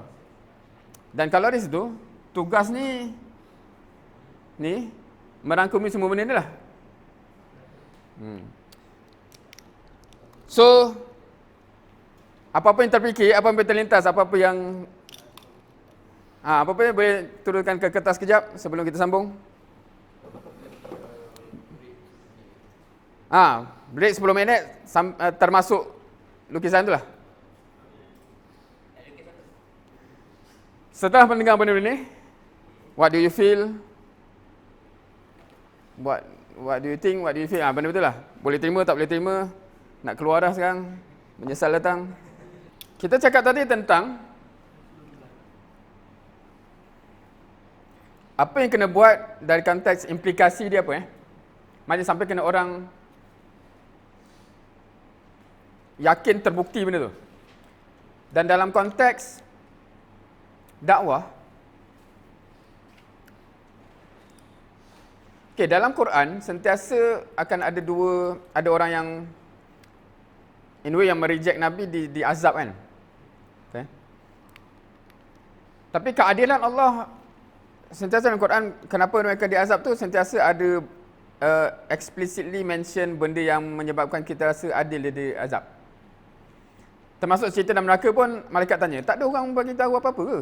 Ada, tapi macam tu kan. Maksudnya mesej tu sampai. Isunya ialah kalau kita cakap something tapi orang kata tak terbukti lah, ya ke? Islam ni akan selesaikan semua masalah. Ya ke kau ni? Terima je lah. Boleh tak kita kata, contoh kita buat claim macam tu, dia tak nak terima, dia layak masuk neraka. Adil tak? Macam, so kau nak suruh aku terima bodoh-bodoh betul-betulnya kan? Macam tu, Kristian pun cakap sama. Terima je Jesus ni. Yang ni pun cakap macam tu kan. Maknanya agama tu tak tertegak dengan bukti-bukti macam tu kan. Dia tertegak dengan hujah, bukti. So pembuktian benda-benda ni, itulah dia punya load Now, persoalan seterusnya adalah, kalau betul kita nak kena sampai gitu, how? Siapa yang boleh terfikir? Okey. Level yang pertama dan level yang kedua, insya-Allah boleh fikir lagi. Macam mana as a person nak jadi bukti bahawa dengan Islam lah aku jadi behavior macam ni. Kita boleh fikir lagi kan? Nak darjah itu satu hal lah, memang mencabar kan. Tapi kita boleh fikir, kita kena cakap jujur, kita kena ni bersih, bla bla bla. Society pun masih boleh fikir lagi lah, tak ada benda-benda ni kan. Gejala semua tak ada. Tapi macam nak sampai ke depan-depan ni? Kesenang, boleh je. Aku masuk penanting menang, aku ubahlah negara ni kan. Tak tahulah apa yang kita fikir kan. Now, dekat sini lah bagi orang yang serius. Okey, apa beza antum kalau antum serius nak buat something benda dengan tak atau sembang ke? Sebab bincang isu dunia ni kita kadang-kadang banyak je sembang. Okey, contoh antum bincang tak pasal harga minyak naiklah apa benda contohnya, ataupun apa isu yang lebih dekat atau ni. Macam mana dia buat pementasan macam ni? Ada adegan macam ni contoh kan. Tahu? Ke ada yang tak tahu? Tahu? Yang? Teater tu. Okey. Now, siapa yang bincang benda tu sekadar sembang, dan siapa yang bincang tu actually ada action plan macam mana nak solve? Macam kalangan kita ada siapa yang nak kata aku bincang benda tu sampai ada action plan dah. Dah ada timeline dah. Ke kita bincang memang sembang ke?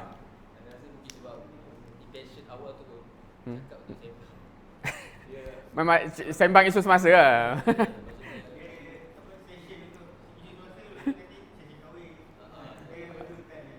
Okey.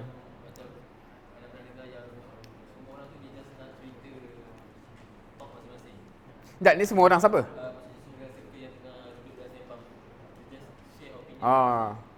Hanya termasuk kita lah. Tapi dalam mindset yang tak cari macam mana maknanya okey. Tapi okey, kita bincang ni akan jadi sembang ke? Kita tengah sembang ke kita memang macam mana nak buat ni? Pernah jumpa tak orang? Ni kita tak cerita dia berjaya tak berjaya tau.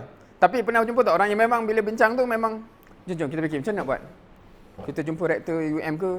Faham? Ada orang yang macam tu. Pernah jumpa orang macam tu? Memang dia kita belum nak cakap hasil dia tu. Sebab ada orang usaha tu ada tapi mungkin nak kena fine tune kan. Tu satu cerita. Tapi kita cakap satu lagi, kebanyakan kita sembang je. Tapi pernah tak jumpa orang yang memang ada masalah ni, jom kita fikir solusi. Ada jumpa? Jarang. No. Sekali je. Now. Okay, mungkin anda pernah cerita benda ni. Sebab kami ni di-train oleh orang macam tu. Anda lahir kat UK. Anda cakap tadi, anda UK kan, parent IDU tu kan. Bila parent anda dapat kefahaman Islam tu di UK. Bukanlah mengucap kalimah syahadah di UK, tapi maknanya dapat kefahaman Islam di UK. Maksudnya mak Ana daripada sportswoman. Faham tak? Sportswoman main hoki, olahraga ni pakai skirt pendek macam tu. Pergi sana lepas tahun pakai tudung labuh. Ayah Ana, lelaki ni susah nak cakap perubahan fizikal. Sebab dia tapi perubahan dalam kepala tu berubah lah. Now, bila dia balik, Ana dah lahir bila balik, dia tengok satu situasi. Jap, sekolah kat Malaysia ni tak membantu ni. Option tu ada. Okey.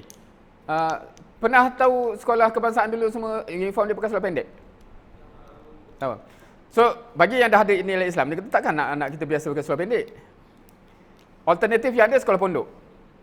Tapi itu pengajar dia hanya jurusan tu lah. So, anak kita yang nak jadi yang bukan jurusan tu, tak ada option. Itu masalah. Kalau kita sembang, dia akan habis macam tu kan. Itulah, negara ni memanglah habis. Tapi bagi orang yang fikir solusi, dia buat apa? Tak ada option. Kita buat sekolah. Tu dia buat. Dia actually buat sekolah. So, set-set ni buat sekolah. Lepas tu, siapa nak jadi guru? Yang faham kita lah. So, masa nak masuk darjah 1 tu, anak masa tu tak appreciate lah. Kenapa semua cikgu ni lepasan UK Maknanya kita biasa sekarang susah lah nak jumpa darjah 1 cikgu dia semua graduan ni yang cita-cita asal nak jadi engineer, korbankan cita-cita jadi cikgu semata-mata anak ni nak sekolah. Tapi itu nak jujur contoh, macam mana orang yang bila kita bincang masalah, jom kita bincang sampai solusi dan kita buat. So, kita, siapa yang nak jadi orang macam tu? Lepas ni kalau bincang je, tak boleh berhenti macam ni lah. So, apa action plan? Kita tu buat NGO ke? Kita call rector ke? Hassan Al-Banna lepas bila Khalifah jatuh, dia buat apa? Pernah dengar cerita tak?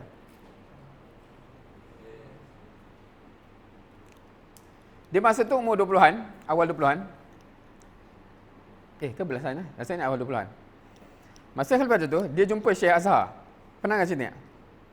Dia jumpa semua orang besar-besar. Syekh Azhar besar. So Al-Azhar tu kan institusi besar kan? Dan Syekh Azhar tu, dia jumpa Syekh Azhar. Macam ni Khalifah dah jatuh, Usmaniyah dah jatuh. Kita patut buat apa? Dan dia jumpa semua tokoh besar, semua tak ada solusi. Rasanya kita kena buat majalah kot. Tu dia cerita lah, majalah kot. Macam mana nak selesai kalau buat majalah kan? So kat situlah akhirnya cecah-cecah sampai dia jumpa 4-5 orang yang kata, jom kita tubuh Ikhwan Muslimin, kita akan merubah dunia. That's the starting point. Daripada 5 orang, jadi puluhan negara sekarang. So itu contoh kalau siapa yang betul-betul buat serius nak mengubah, bila dia nampak penting nak mengubah, insyaAllah Allah akan bantu ubah dunia tu. Tapi dia kena function macam tu lah. Now, so bila dah Al-Banna sebut Al-Banna tadi, kat situ lah dia datang dengan satu konsep yang dia kata macam mana actually nak sampai level macam tu dari mula. Kalau siapa familiar dengan Maratib Amal. Maratib Amal. Ataupun stages of amal, ataupun langkah-langkah tingkatan amal, step by step. Siapa yang baca buku Maududi, dia tak guna term ni. Tapi kakak nampak, teori dia sama, walaupun dia bukan duduk sebelah. Sebab vision dia sama, vision hujung dia sama, dan memahami sunnatullah yang sama. Maksudnya alam ni function macam ni, so dia tak dapat lari dari macam ni. Siapa yang dah pernah dengar Maratib Amal ni? Pernah tengok gambar dia? Kau percaya ke tak percaya? Kenapa kau percaya? Suka-suka.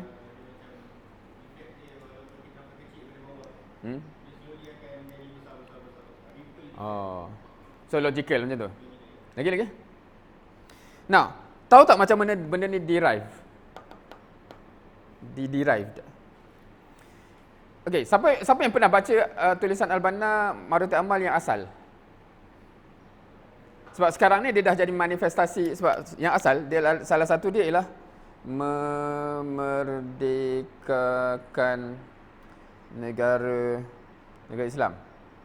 Kenapa ada stage ni? Sebab realiti masa tu most negara Islam ni terjajah. Termasuk Mesir, termasuk Malaysia dan sebagainya.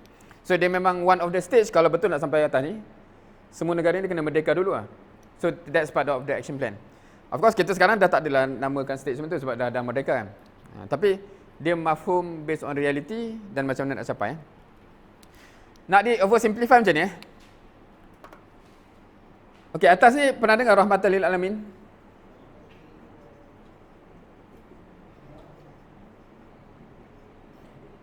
Pernah dengar? Dah nyanyi kan? Biasa kan?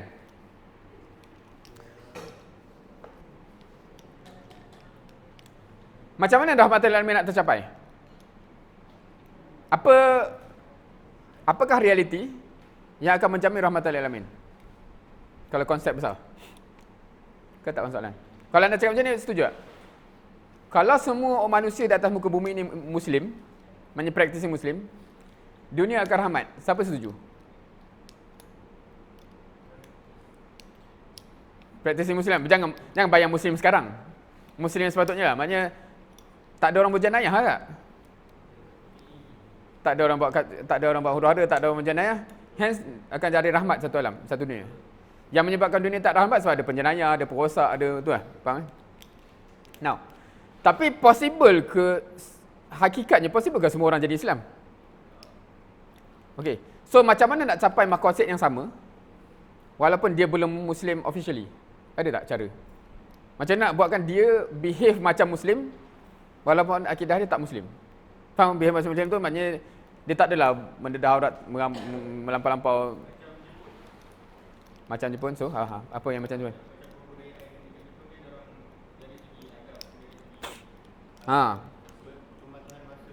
Okay. So how? Boleh fikir tak? Macam mana jadi gitu? So kita tengah fikir kita nak buat apa kan? Bukan doa je lah, harapnya satu hari macam tu. Maknanya kalau tu jauh sangat. Maknanya at that stage, macam mana dia? Okay. Kenapa orang Jepun dia membesar, dia terus adopt dan dia jadi gitu? Sistem tu maksudnya apa? Sistem sekolah ke bi'ah ke apa? Because that's the reality dan dia follow the norm, the reality kan. Dia bukan orang yang pelik yang bersih. Dia bukan orang yang pelik yang kalau dulu Ayana pernah satu rombongan. Itu kita ada yang pergi Thailand kan. Tapi Thailand ada satu rombongan daripada Asia Tenggara pergi Jepun. Lepas tu dia kena naik train untuk pergi satu tempat tu lah. So sampai stesen tu ada train tu tengah tunggu. Train sampai tengah tunggu. Kita train ikut. Dan semua ni Malaysia, Thailand semua yang jenis-jenis kita. So pada dia orang logiknya mesti train ni. Sebab waktu yang dalam jadual berlepas tu 4 minit lagi. So takkan train lain kot. So dia naik. Lepas tu dia jalan. Rupanya dalam 4 minit tu ada 2 train. Kalau kita tak logik lah sebab mana terlalu efisien macam tu kan. So lepas tu orang Jepun mana dah sampai bandar sana lah. Dia jadi kelang kabut lah. So Ayana cerita macam mana Jepun ni macam robot masa dia macam tu lah. Anyway, sebab kita banyak setengah jam kot baru gap tu kan. Anyway, so point dia ialah kita lah yang kena lead trend tu sampai siapa-siapa pun terikut trend tu, norm tu. So kalau yang di coin word dia ialah kita kena jadi Ustaziyatul Alam. Ni word dia lah ataupun guru pada alam. Maknanya orang akan follow kita on how to live. Benda ni pernah berlaku tak dalam sejarah manusia? Orang follow kita, orang follow trend Muslim tanpa disedari. Pernah berlaku tak? Pernah? Oh, suka hati. Bila? Ada contoh?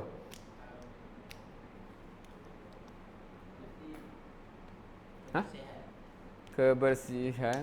Okay. Tapi itu susah nak pinpoint example. Assumingnya macam tu lah. Lagi? Konsep? Okay. Tapi tu dah masuk sistem kan? Ni macam kalau kita cakap trend on how people behave.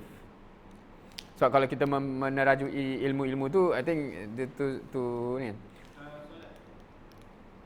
Orang semua terikut solat ke apa? Orang yang senang sebab nampak kita solat. Interesting. Okay. Pernah ada discussion tau, kenapa satu ketika dulu, bangsawan-bangsawan even di barat semua, pakaiannya lebih besar daripada mana lah. Tapi maknanya dia macam, that's the yang dia anggap kelas. Sebab dia tengok orang bertamadun, macam tu, dia tutup aurat. Faham? Dia subconsciously, kalau nak macam orang bertamadun, that's the trend lah, bukan singkat-singkat ni, tapi macam tu kan. Satu lagi yang biasa orang panggil, bawa contoh yang biasa dijaja ialah kenapa kita grad pakai jubah dan motorbot tu? Sebab kalau sebab kita ikut barat. Tapi kenapa barat ikut tu? Sebab dia ikut Islam lah. Sebab masa tu orang bertamadun, there's a certain ceremony dia memang dia berjubah. So dia pun macam mana kita nak, dia ikut berjubah. Dan yang tu pernah dengar kan, dia kata orang Islam dia junjung Quran. So dia pun betul kan, so sebab tu ada pernah ada Quran satu tu. Right. So benda tu diikut sebab ikut trend, bukan sebab ikut akidah. So in a way, kalau kita nak rahmatul alamin, maknanya semua orang live their life dengan nilai Islam walaupun bukan sebab akidah tapi sebab norm, kita kena jadi level tu. Now, possible ke untuk jadi level tu? Apa yang mempossiblekan something untuk jadi level tu? Okey. Sekarang ni kita ikut trend siapa? Kita ikut norm siapa? Secara sedar atau tak? Barat Western value lah, Western value Tapi okey, Western value sekarang ni kita dapat di mana?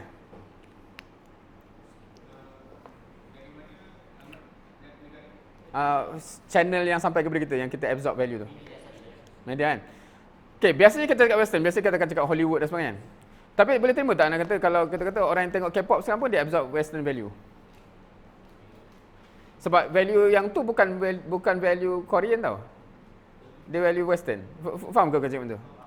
Sebab yang sebab dia adopt Western value jadi dia punya K-pop tu kan. So, value tu datang macam tu dan kita akan terikut sebab trend tu memang overwhelming begitu So what is the macam mana kita nak jadi sampai that level yang orang terikut kita? Kat sini dia ada cerita pasal ni konsep perlu jadi civilization untuk kita ada potensial meng-create aura tu. Faham ke ayat tu? Sekarang ni kan Western civilization, kata-kata tu lah, Western ke dah lost ni. Okey lagi ni. Ke perbincangan terlalu tinggi.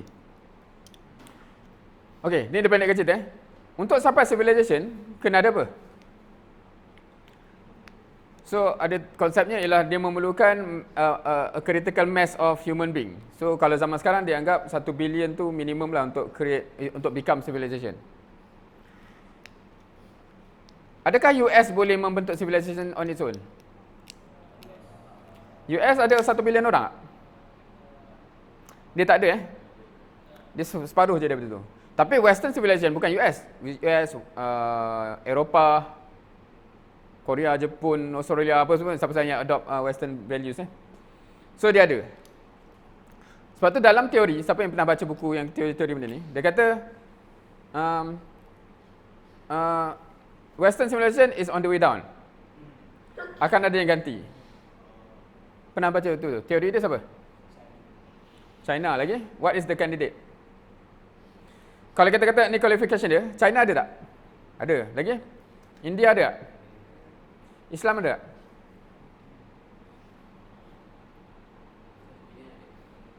Kita ada 1 bilion. Tapi kita tak ada entity ni. Entity ni wujud.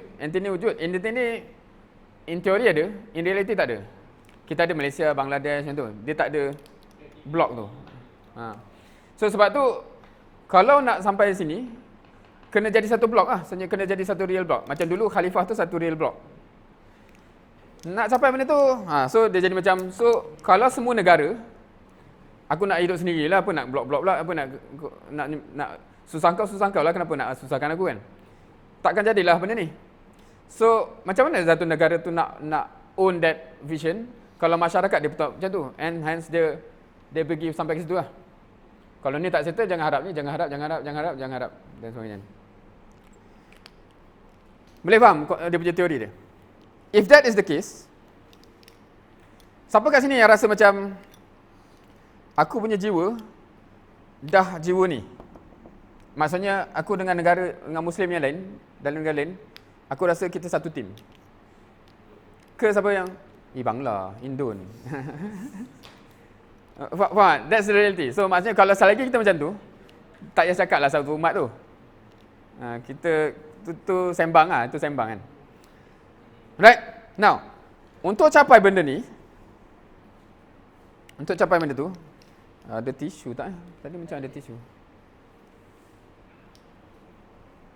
Ada?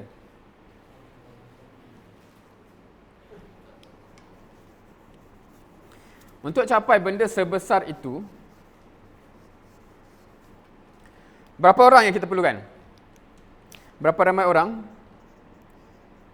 yang diperlukan untuk menjayakan semua benda ni? Seramai yang mungkin. Okey. So, satu isunya kena ramai. Keduanya, boleh tak ramai orang buat benda ni kalau kualiti dia tak ada kualiti, kan? So, dia kena ramai yang berkualiti pula. Kalau ramai yang berkualiti, tapi semua kepala masing-masing, boleh capai benda ni? Dia kena satu kan.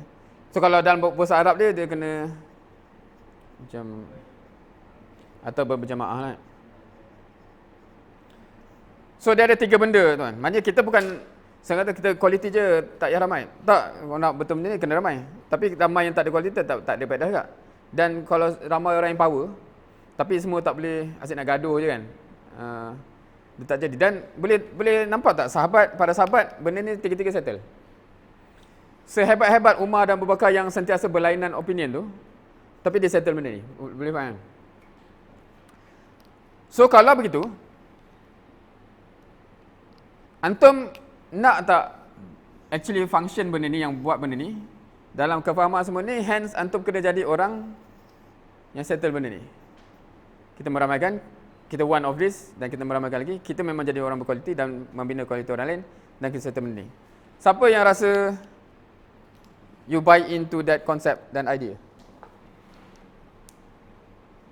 Siapa yang rasa macam ni dah sembang apa dia ni? Siapa ada soalan?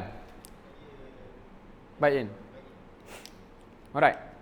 Now, dekat situ datanglah satu word yang saya akan guna, kader. Sebelum ni kita ada pernah guna word ni ke? Kadang-kadang anda sudah Google. Apa maksud kader?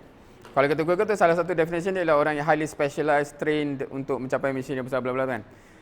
So, untuk itu, dia memerlukan satu proses lah.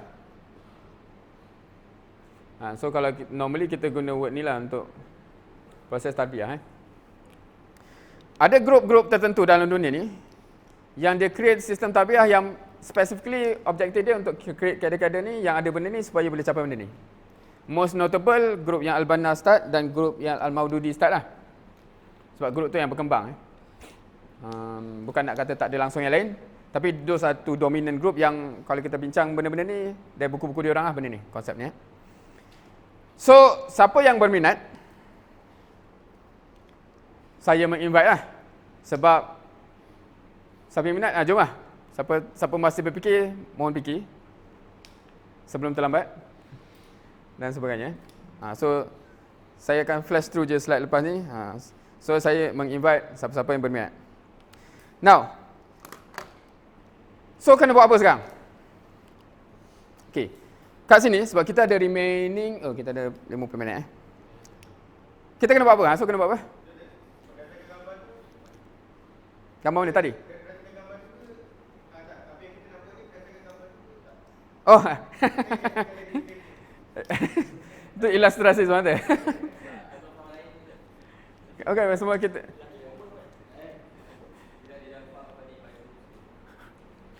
Punya kesian mana lelaki yang macam tu Saya lah yang sepatutnya di kursi kosong tu, macam tu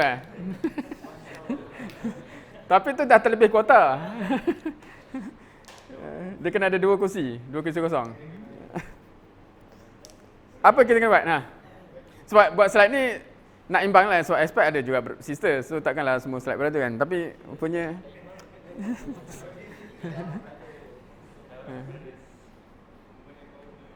Okey? Ada tak formula yang kita kena ikut? Kena random je?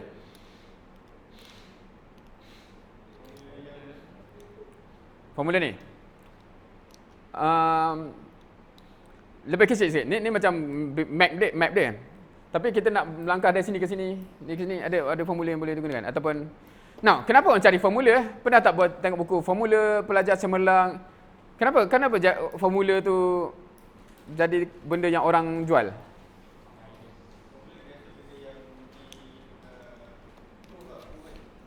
Dia kalau kita cakap formula sains apa tu, dia real kan. Dia macam kalau macam ni akan jadi macam tu lah.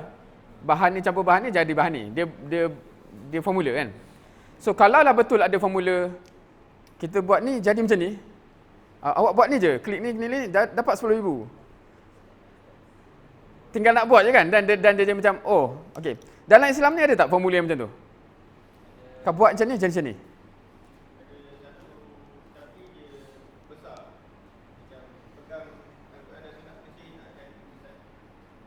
Okey, tapi dia konsep yang besar lah kan. Lagi. Okey. Familiar dengan word ni tak? Sunnatullah. Familiar? Siapa yang first time dengar? Okey, tak faham contoh ni tak? 100 degree Celsius air akan menggelegak pada satu atmosphere. Faham tu? Kalau saya cakap, anda cakap itu sunnatullah, boleh terima? Boleh. Dia hukum alam. Allah design macam tu, dia jadi macam tu. Bernoulli principle tahu? Bernoulli. Siapa yang belajar Bernoulli ni? Belajar? So, orang reka sayap kapal terbang dengan mengetahui formula tu, tak? Pernah tak tengok company design kapal terbang tapi dia tak sure akan terbang? Dah siap design, terbang ke tak ni? Jangan naik orang dulu, kita test dulu.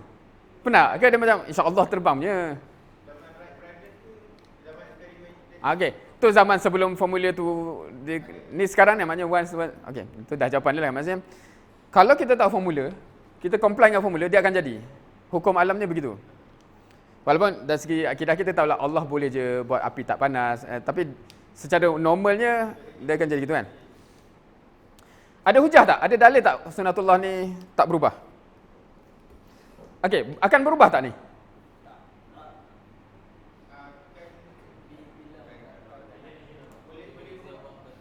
Boleh macam mana?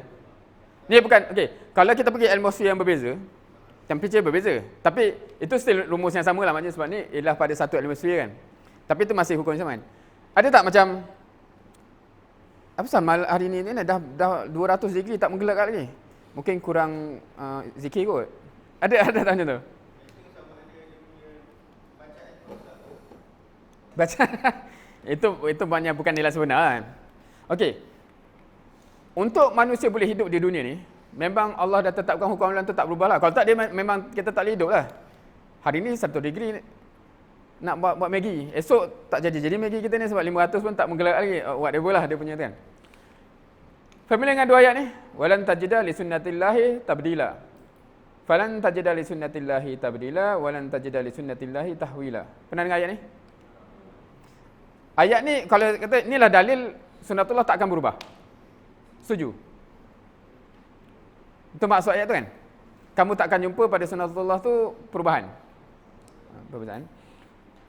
Tapi ayat ni siapa yang hafal? Ayat ni cerita pasal sunnatullah apa? Adakah Bernoulli?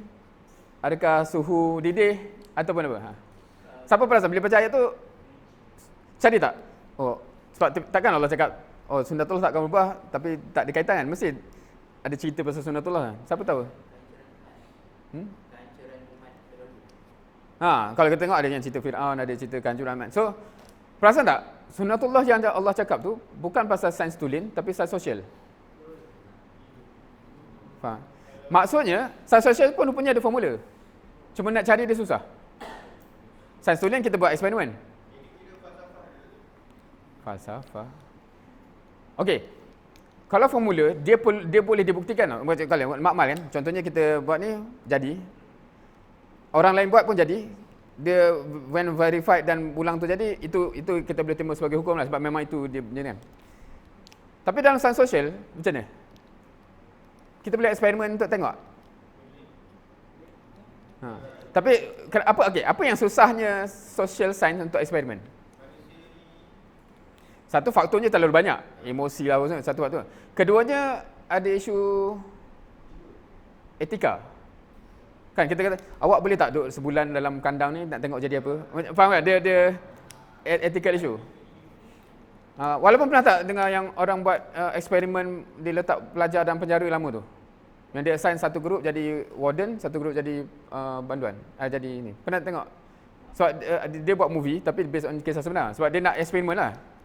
Dan dia experiment, walaupun kita satu kelas, dia jadi betul lah bila lama. Orang yang dia assign jadi warden, semua jadi abuse of power dan dibantai.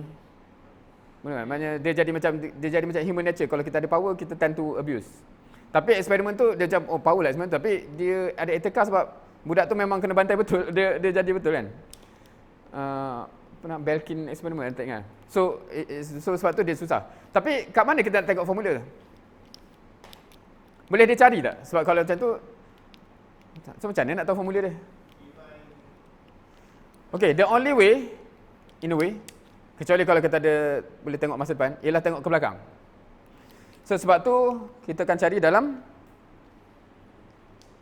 sejarah. Sebab tu Allah petik sunatullah dalam Quran adalah sejarah umat terdahulu.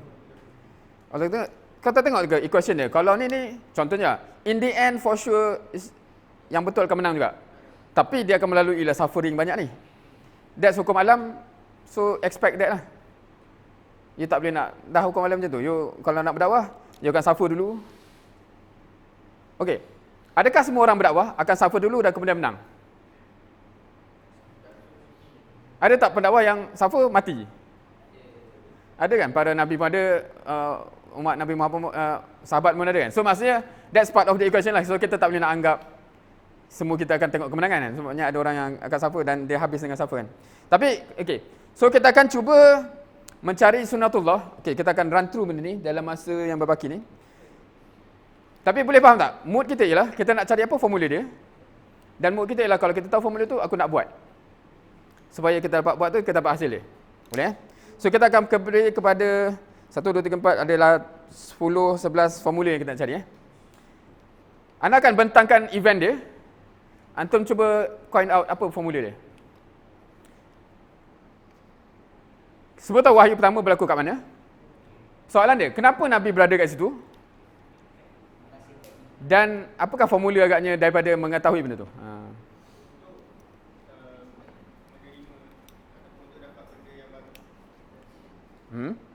Narik? Nak. Kena duduk dalam gua. Kena masuk gua. Lagi. Ha.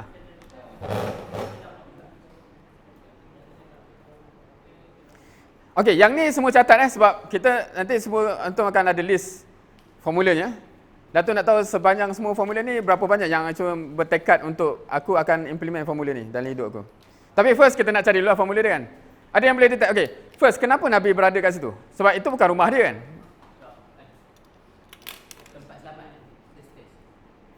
Selamat dari segi? Okey, kat rumah dia tak selamat ke? Sebab dia bukan, isteri dia bukan pemaksiat kan? So masyarakat tu memanglah, tapi isteri dia baik. So kalau kita nak kata ni isteri dia baik. Environment apa? Gua tu lebih apa? Gua tu lebih gelap ke apa? Tak, dia apa yang lead kepada dia, ke memang dia berkelah ke apa? Apa yang lead kepada dia rasa perlu beruzlah? Ke saja memang musim uzlah. Okey, kenapa? Apa motivasi dia?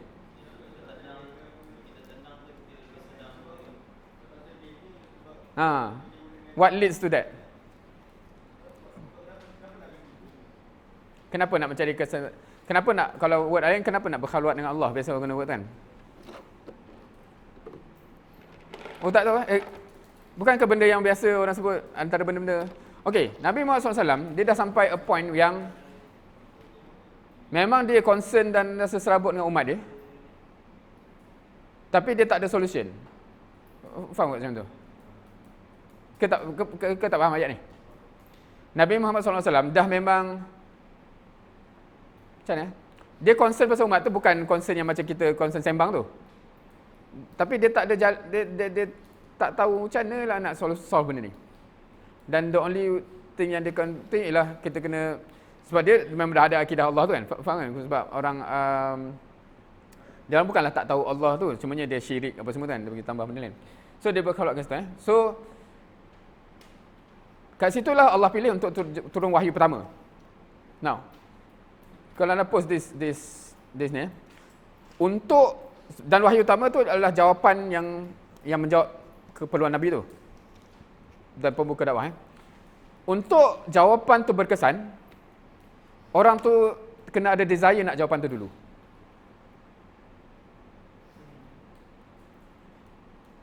Boleh faham tak? Maksudnya, Ana boleh bagi apa saja formula kat sini, tapi kalau antum tak interested, aku tak mencari pun masalah, aku tak ada intention pun nak mengubah umat ni. It just become teori yang akan dilupakan lepas ni. Tapi kalau antum memang, aku nak 10A, kita buat kursus macam nak buat 10A, you akan amat appreciate benda tu dan you akan implement gila-gila. So wahyu tu datang bila Nabi memang dah concern, aku nak sama-sama umat ni, cuma tak tahu macam mana je. Nah, Allah bagi jawapan. Kat situlah dia akan sesuai, dia akan fit. So untuk kita untuk Quran tu kita akan rasa macam best gila. Kita dah kena in the state of mind yang memang macam Nabi tu. Siapa boleh terima ya? Macam dia nak macam mana? Okay, bukan helpless. Maksudnya desire untuk resolve masalah ni. Sebab benda tu require an answer of the solution. Aku nak solution ni. Nah, solution dia akan fit sebab memang kita akan bawa gila-gila. Kalau kita belum berminat nak be part of the solution, kebanyakan ayat Quran kita tak appreciate pun. Now, okay. Pernah jumpa tak orang yang, contohnya, dia nak something dan dia dapat dari Quran. Contohnya syifa, contohnya ketenangan, contohnya something, lepas tu dia baca, menjawab. Pernah tengok? Pernah. Dan dia boleh perasan tak cara dia appreciate benda tu? Okay. Now, dalam Quran ni khazanah yang amat besar. Akan ada elemen sudut yang pasal ketenangan jiwa, ada sudut-sudut tu. Cumanya, kalau itu saja yang kita nak, vast majority ayat Quran akan tak ada kaitan dengan kita. So, vast Quran balik-balik, macam mana nak dakwah dengan Fir'aun, dakwah. So, dia hanya akan paling full appreciate orang yang memang gila-gila nak tu. So, tu sunnatul yang pertama. So, kalau kita tak berjaya meletakkan kita sampai passion macam tu, insya-Allah Quran tu tak best sangat lah. InsyaAllah tu na'udzubillah lah. Tapi faham kan? Dia memang rumusnya begitu. Dan bagi orang yang pernah melalui dua fasa hidup macam tu, anak sebelum ni yang macam huha-huha je dengan macam bila kita tengok sebarang isu kita macam nak solve tu, dan bila setiap kali kita balik ke Quran tu, dia akan jadi lain. Dia akan jadi lain. Kita akan ready dengan jawapan tu. Faham? So sebab tu, ada banyak daurah-daurah yang akan hanya valuable kepada orang yang nak jawab namanya, daurah ni menyelesaikan masalah ni, contoh macam tu. Kalau tak, dia jadi macam orang yang dipaksa datang kursus dapat 10A, dalam keadaan dia tak intend pun nak ambil SPM. Apa benda cerita ni kan? Buat nota macam ni, buat apa kan? Macam tu kan? Betul. Now, point being, bila dah sebut benda tu bila kita relate dengan tugas manager atau da'i tadi, anda punya responsibility ialah kita menggunakan opportunity orang yang datang wajib ni, how to try my best untuk dia berjaya decision untuk fikir supaya lepas ni dia tak datang sebab wajib dah. Faham? So that's my responsibility. Of course you have your own responsibility. So anda tak boleh nak semata-mata blame dia orang tu macam tu, sebab anda kena try lah. Dia akan mencabar. Okay, tu yang pertama. Yang kedua, so apakah essence solution yang Allah bagi dalam wahyu pertama? Baca. So, maknanya jawapan dia ialah orang Quraisy ni kena banyak membaca.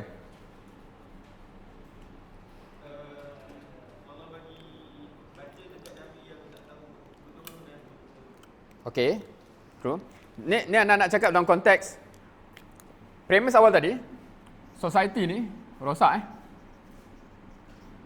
dan Nabi tak tahu macam mana nak solve masalah yang rosak ni. So, datanglah jawapan how to resolve benda ni.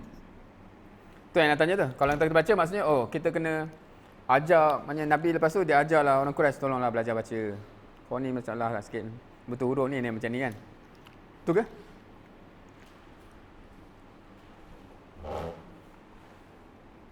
Sebab the whole discussion kita ni pasal benda ni tau, pasal perubahan-perubahan yang besar ni.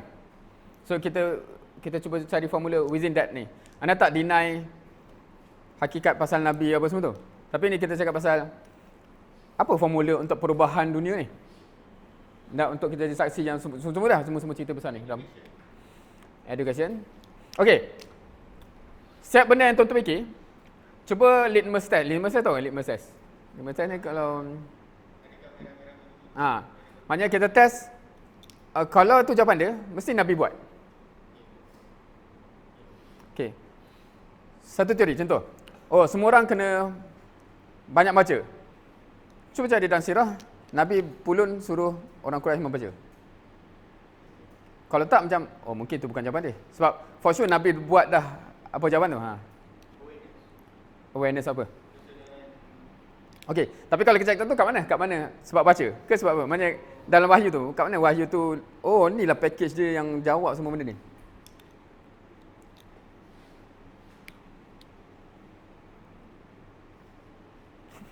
Di waktu-waktu tengah hari ni,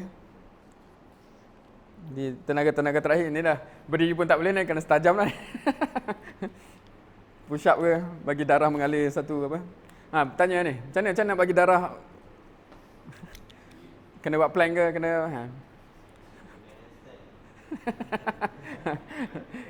oh, so darah ke kepala Okey, in short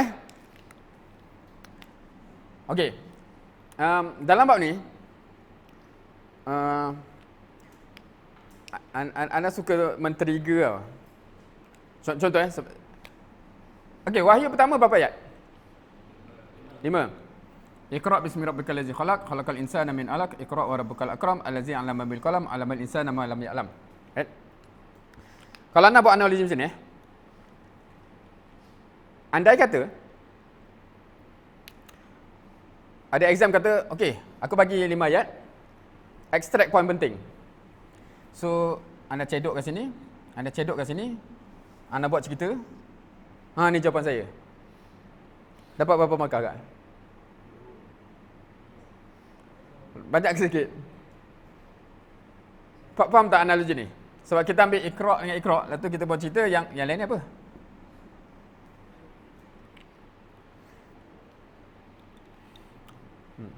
Kedua, kalau okey, lagi satu yang agak interesting ialah baca Dan kita biasa kait dengan ilmu, betul tak? Kalau anak cabar benda ni, antum marah? Kalau anak cabar perkaitan ni, memang Allah literally cakap baca. Tapi adakah baca semestinya bermaksud ilmu?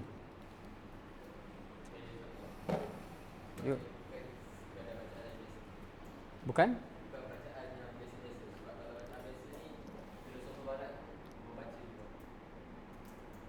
Okey. Tak, so maknanya tak ada kaitan dengan ilmu ke? Ada kaitan ke apa? Adakah baca? Adakah baca ni ada kaitan dengan ilmu? Jadi kalau kita baca dan tak ada kaitan dengan ilmu, ada tak? Ada. Contoh masa exam, lecture remind. So tolong baca, tolong read carefully the cover page. Dia sudah cari ilmu ke? Tak. So dia suruh apa? So maksudnya baca mungkin je ada possibility benda lain kan? Baca novel tu, tapi tu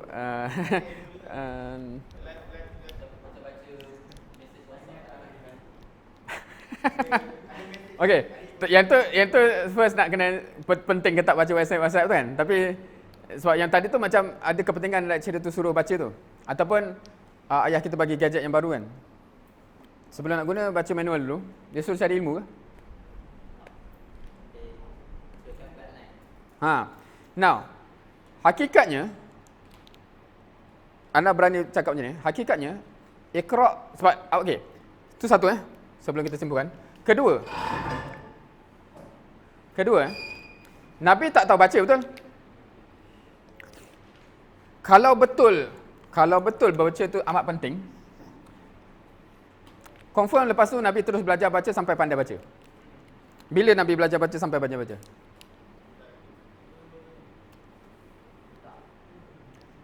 Nabi tak baca kan? So, kenapa Nabi tak faham surah Allah? Ke kita yang tak faham surah Allah tu? Kita yakin tak Nabi for sure buat apa yang Allah suruh? Okey. Tapi kita faham Allah suruh baca. Hence kena belajar baca, kena pandai baca lah. So Nabi tak pandai baca sampai ke sudah. Dalam konteks kita kan. So tapi Nabi actually baca tak? Nabi baca apa? Apa yang Nabi iqra' sentiasa? Apa? Apa? Nabi baca Quran sentiasa kan? Faham? Maknanya Nabi actually buat benda ni dengan Quran, bukan dengan bahan bacaan lain. Dan Quran tu from memory, bukan from text. Faham? So, tu satu. So, dia jadi macam, kita kena faham satu, okey. Dan Nabi kerap membaca Quran, untuk apa? Adakah untuk ilmu? Dia more kepada baca manual dan baca arahan tu. Supaya tahu apa yang do and don'ts, guideline. Faham? So, kalau kita faham macam tu, dan conclusion dia akan berbeza dengan kita yang just purely kata sebab tu aku rajin membaca. Tak. Kalau you tak rajin baca Quran, sampai you tahu do and don'ts dan guideline, you tak implement pun benda tu. Anda tak salahkan orang yang extend kepada ilmu lain tau. Tapi itu jadi point kedua, ketiga. Kalau you buat kedua, ketiga, yang pertama tak buat, dia macam sembang pun ni, anda faham kan? Itu satu.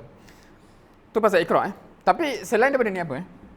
Okey, nak dipendekkan cerita sebab faktor masa. Wahyu yang pertama ni menjawab tak ni nak tulis. Siapa kau, siapa Allah? Siapa engkau, siapa Allah? Siapa Allah, siapa engkau? Okey, Iqra' bismi rabbika. Kita akan pesan rabbika ni relation sama. Rabb kamu. Okey, bila Allah Rabb, kita apa? Apa? Abd eh?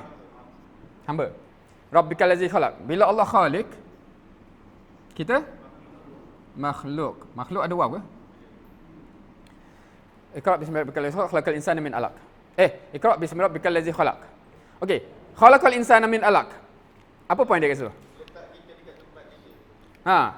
Apa point dia? Kenapa Allah, kalau Allah dah cakap dia cipta, khalaqal insan titik. Settle lah. Tapi Allah tak cakap tu. Allah khalaqal insan min 'alaq. Apa maknanya? 'Alaq kontra dengan apa? Ayat lepas tu. Iqra' akram. Allah yang mulia, kau tu hina. Allah nak cakap 'alaq tu kau tahu benda je.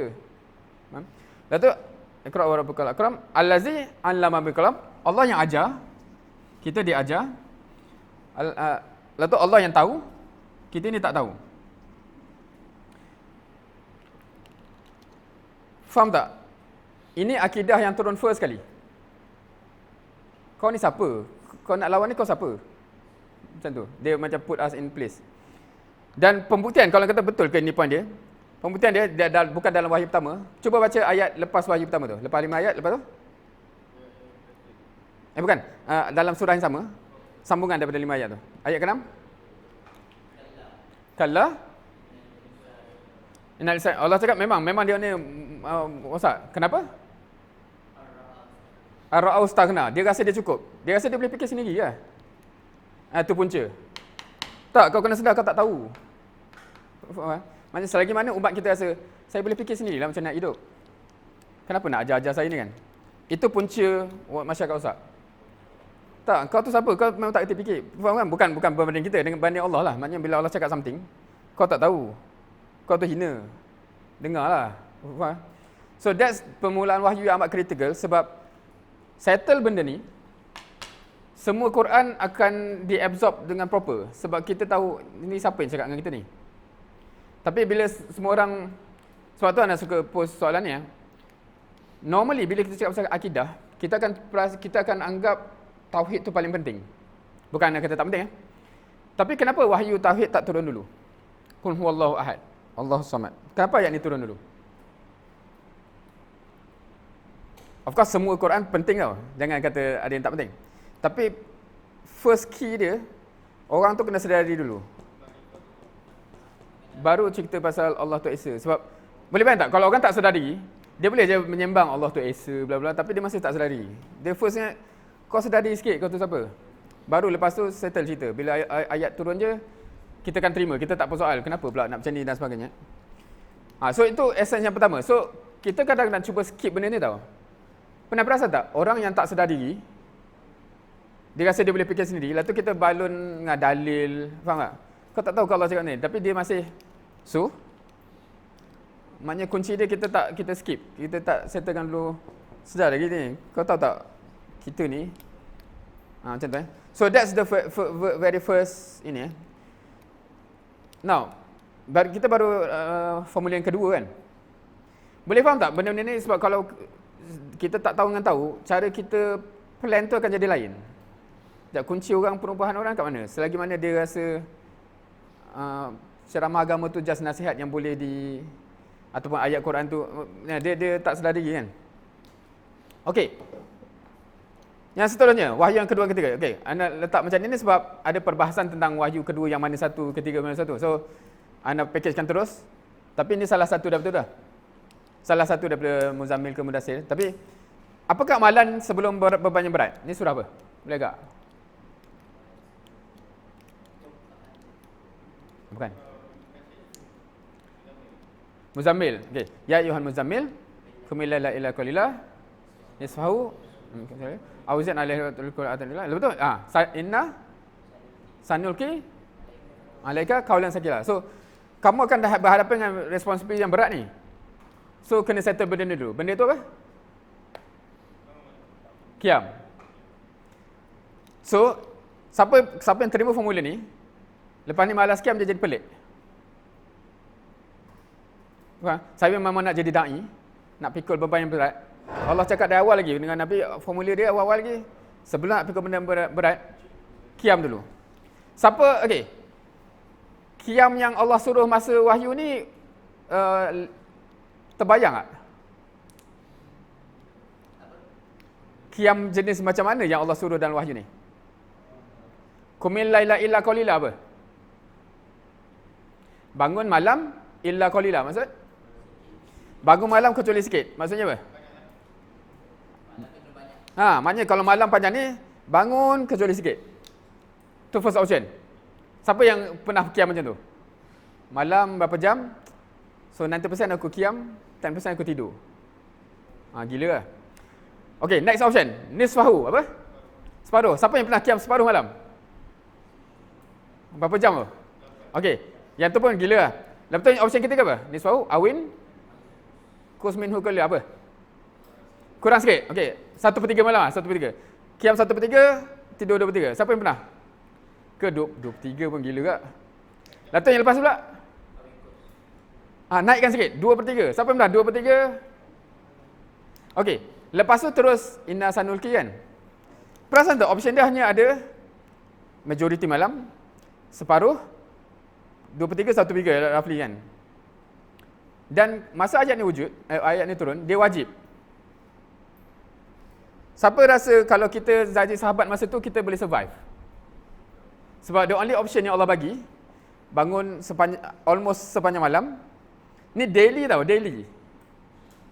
Kan sebab dia setiap malam kan.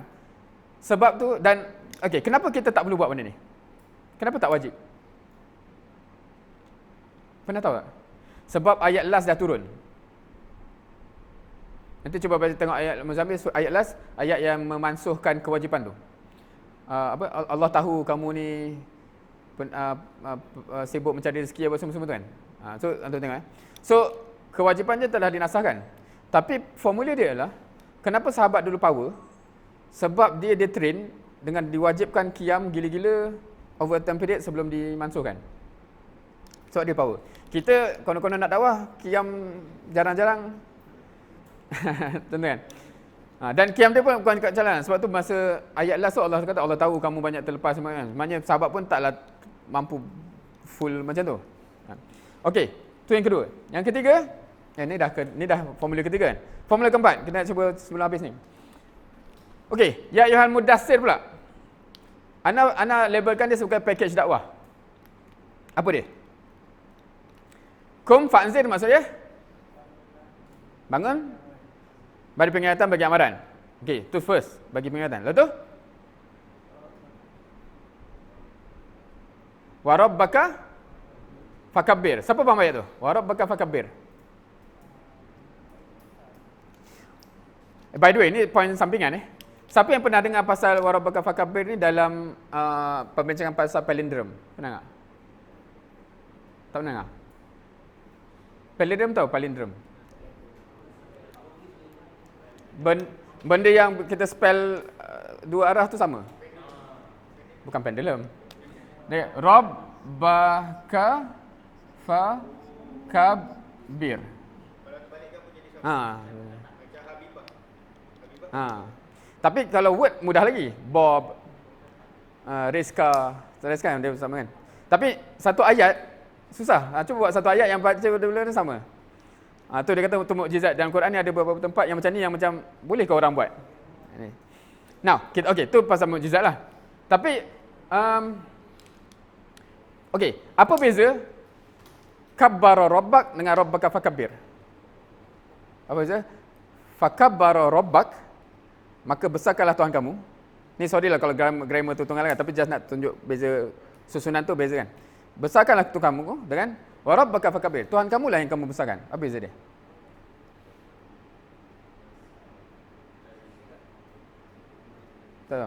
Tak ada beza. Ada beza? Besarkanlah Tuhan kamu. Tuhan kamulah yang kamu besarkan. Turutan. Tapi apa dengan perbezaan turutan, apa implikasi beza dia? Okey, satu, besarkanlah Tuhan kamu. Maksud janganlah kecilkan Tuhan, besarkan Tuhan. Tapi Tuhan kamu yang kamu besarkan. Kenapa kamu besarkan bangsa, jemaah, ego apa kan? Tuhan yang kamu besarkan. Faham? Dia jadi macam nak berdakwah ni, kenapa pergi besarkan benda lain? Tuhan yang kita besarkan. Bukan grup, bukan bangsa, bukan negara, bukan apa-apalah. Lepas tu wasiah bakal fatahir, ni pun sama juga. Apa beza fatahara siabak dengan wasiah bakal fatahir? Pakaian kamulah kamu bersihkan. Sebelum nak nasihat orang, pakaian kamu tu bersihkan dulu. Dia emphasize macam tu. So dia jadi susah kita nak argue sebab dari awal Allah dah bagi formula kepada Nabi. Sebelum nak nasihat orang, dia bukan sebelum, dia package lah, dia datang sekali sebab awal-awal tu dah fa'anzir kan. Tapi pakaian tu sebelum nak cakap pasal pakaian orang, pakaian kamu tu lah bersihkan dulu kan. Lepas tu wasiah bakal fatahir. Warrujza fahjur. Dosa engkau tu nak nasihat orang, dosa engkau tu okey dah ke kan? Wala tamnun tastaksir apa? Jangan berangan nak dapat banyak. Dari awal Allah kata, jangan berangan kau setiap kali dakwah semua ikut kan. Jangan berangan nak dapat banyak. Betul apa? Dalam tamnun tastaksir. Wali rabbika fasbir. Okey, apa maksud wali rabbika fasbir? Dengan Tuhan kamu sama. Maksudnya apa? Kita sabar for the sake of Allah. Maksudnya apa? Contoh kita berhadapan dengan orang mengada-ngada banyak perangai. Kan kita cakap, kenapa kau hilang sabar? Sebab dia lah. Tak, sabar sebab Allah. So, tak kisah apa dia, aku sabar sebab Allah. So, kita takkan terkesan dengan perangai orang. So, siapa boleh terima tu package je? Maknanya, kalau nak jadi dakwah, mindset kena macam tu lah. Orang behave macam mana pun, aku sabar sebab Allah. Tak kisahlah orang tu buat perangai apa. Aku sebelum apa, aku bersihkan pakaian aku dulu. Bukan, dengarlah aku cakap, jangan aku tengok aku. So kita tak berhujah untuk escape benda tu. Okey. Boleh terima sahabat? Tu formula-formula macam kalau kita nak berdakwah ni memang benda basic daripada sirah.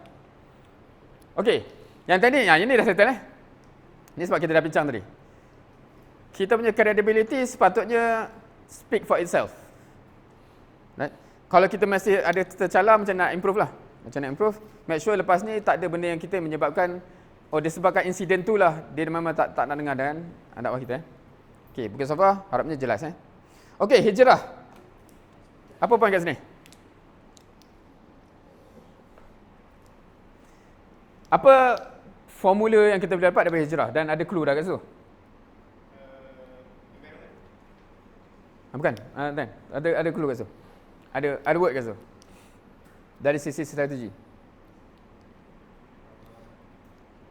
Adakah Nabi SAW apply any strategi dalam peristiwa hijrah? Ke tak ada? Ada. Contoh? Pergi dulu survey dengan Abu Bakar. Survey. Maknanya dia duduk seketika di Gua Sur. Lepas tu? Lagi?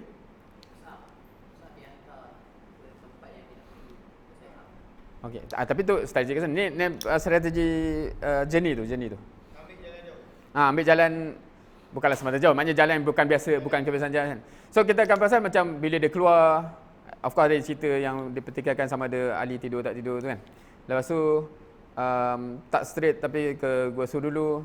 Lepas tu bukan jalan yang biasa, etc. kan. Lepas tu ada anak Abu Bakar yang tutup track tu kan dan sebagainya. Now, so okay. Boleh tak anda conclude? Maka okey, kalau kita sebelum tu bukankah Nabi Muhammad SAW telah pun Isra' Mi'raj dan telah pun berjumpa makhluk bernama Burak? Kenapa dia tak minta, ya Allah, kami nak hijrah ni, ya Allah, bagi Burak kami beratur? Faham tak? Maksudnya Nabi bukan tak pernah tengok makhluk tu. So kenapa tak minta, ya Allah, kami nak hijrah, bagilah bantuan kan? Kenapa semua kena bersusah? Dan kenapa susunlah strategi macam-macam tu? So itu satu sunnatullah ini saya, maknanya kita memang diajar agama ni bukan agama magic, dia kena melalui sunnatullahnya. Tapi kedua kalau anda tanya gini antum tahu tadi jalan jauh, Gua Sur. Strategi itu kalau antum nak rate sebagai pakar strategi, antum kata strategi itu berjaya ke tak? Kalau antum sebagai ni purely sebagai orang yang meneliti strategi.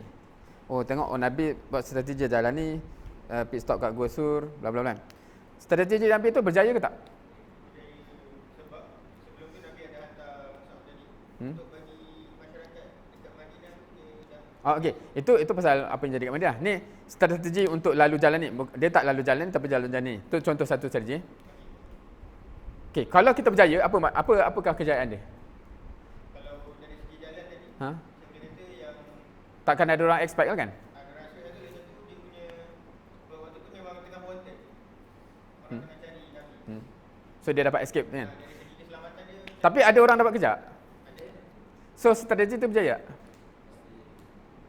Faham tak perbincangan ni? Maksudnya kalau berjaya kita kata mesti takkan orang expect. So tapi bila orang dapat kejar macam ni purely perbincangan strategi. So fail ke? Okey, Gua Sur tu. Orang sampai di depan pintu gua. So berjaya tak strategi tu? Berjaya sebab tak undetectable lagi. Okay, the only reason tak ada table tu sebab dia tak tengok je kan? So kat sini kita akan perasan Allah nak tunjuk wajib berstrategi, tapi Allah nak tunjuk juga bukan strategi tu yang menyebabkan Nabi jaya. Kuda tu yang jatuh, orang tu tak tertengok, faham? Tapi sebab kalau kita on one hand, kita kalau satu ekstrim kita kata macam tu baik tak strategi, Allah juga tolong kan. Tapi tak, sebab okey. Pernah dengar yang kalam kata-kata Nabi la tahzan innallaha ma'ana. Faham konteks? Jangan risau, Allah bersama kita. Abu Bakar kan cuak kan. Tapi bukannya Nabi, okey. Boleh bayang tak satu senario Nabi belenggang dengan Abu Bakar belenggang. Nabi tak apa ke macam ni? La tahzan innallaha ma'ana. Dia tak macam tu. Faham? So, kita dah buat effort yang kita paling tip top kita boleh fikir. Tapi at the same time Allah nak tunjuk that's not the asbab kamu berjaya. Kamu asbab Allah tolong juga. Tapi Allah hanya akan tolong bila kamu dah buat semua tip top lah. Faham dia punya tu? So, kita tak tertipu kata alhamdulillah sebab kita buat strategi ni kita berjaya. Tapi sebab Allah izinkan, tapi untuk dapat bantuan Allah tu kena strategi dulu. Macam tu lah kan. Sama lah macam perang Badar Perang Badar ada strategi kan. Pernah dengar strategi yang dia kuasai air tu? Macam sahabat tanya, jom kita pergi kuasai. Tapi dalam Quran Allah cakap tak? Oh, kamu menang Badar sebab kamu kuasai air. Allah cakap sebab aku bagi malaikat. So macam mana? So baik tak Yah tu? Tak. Hanya malaikat tu hanya turun bila kamu dah buat strategi, dan malaikat tu turun bila kamu dah rela syahid. Bukannya, ya Rasulullah, kan dia dah rela syahid kan? Bukan, malaikat kata kau risau, aku pancung semua. Oh, insya-Allah menang. Dia bukan macam tu kan. Dia so dia jadi macam dah buat tip-top baru Allah akan bagi. Itu satu formula yang kritikal lah. So, tapi at the same time kena buat. At the same time kita tak tertipu bila berjaya tu. Allah tak pernah claim berjaya sebab strategi dalam Quran. Allah cakap aku yang bagi, aku yang bagi. Lepas tu kadar keislaman di Mekah dan Madinah berbeza ke sama? Kadar orang masuk Islam. Mekah lagi lama dari Madinah kan? Sepanjang tempoh tu berapa ramai masuk? Amat sikit. Ratus-ratus je. 10 tahun yang lepas tu kurang sikit tempoh sampai ratus ribu. Apa formula dia?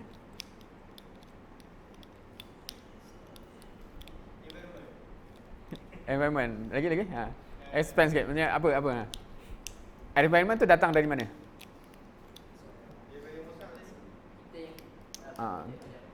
Kena create environment tu kena create. Lagi. Okey. Kalau nak kata beza dia adalah ada negara dengan tak negara, untuk boleh terima tak? Ada negara yang kita govern dan bentuk.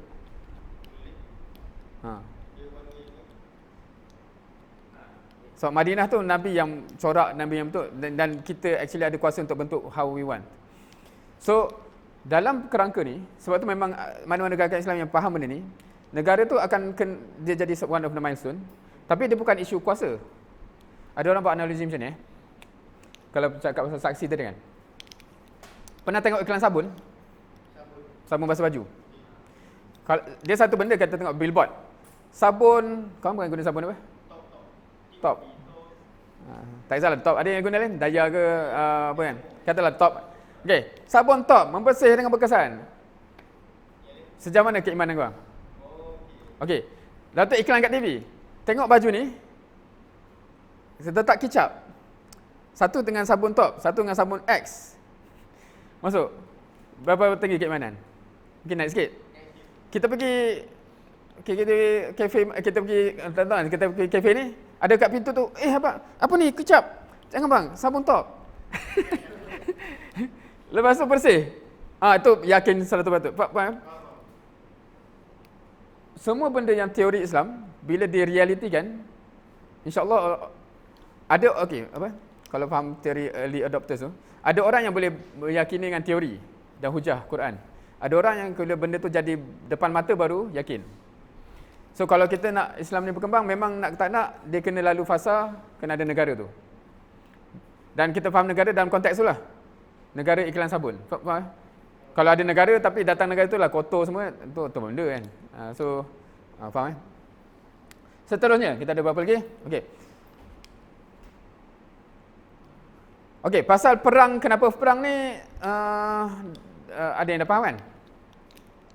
Kenapa perlu perang dan apa semua dan hatta la takuna fitnah. Okey. Anda skip ni dulu. Atas sebab masa kita tinggal 7 minit ni. Okey.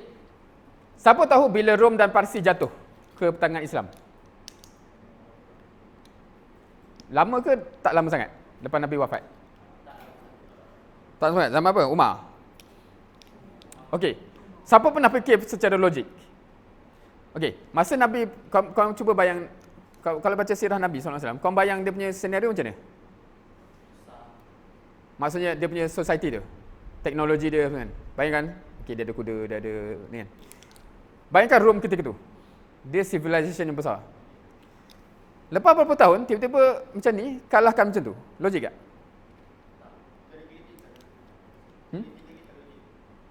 Siapa yang pernah main game perang? Yang kalau ada kubu dengan ada kuda-kuda datang kan. Belum sampai lagi dah mati kan. Sebab advantage-nya di situ. Tapi macam mana boleh menang? Siapa boleh fikir logik dia kat mana? Logik tak sejarah tu? Tapi dia dah jadi. Okey, itu satu. Yang ni logik tak? Siapakah civilization masa ni? Baghdad. Macam mana dia boleh kalah dengan Mongol? Logik tak? Sebab kalau kita purely technological punya ni, sebab kita biasakan yang teknologi lah yang ni kan. Tapi based on hukum ni, adakah teknologi tu yang menghasilkan kemenangan? So apa?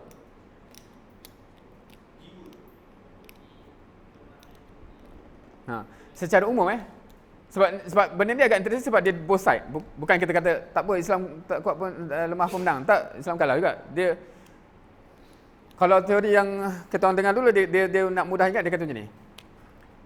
Okey. Tahu kuning telur dengan putih telur?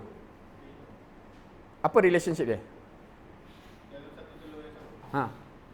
Sebelum macam mana dia jadi ayam? Yang tengah tu nukleus. Lah tu ni zat-zat dia macam tu kan? Ni oversimplified lah oversimplified. So dia kalau kata keputusan dia membesar dia jadi ayam Telur putih, telur kuning. Okey. Dia kata konsep ni adalah konsep the power of telur kuning. Okey. Teknologi tu telur putih. Jiwa tu telur kuning.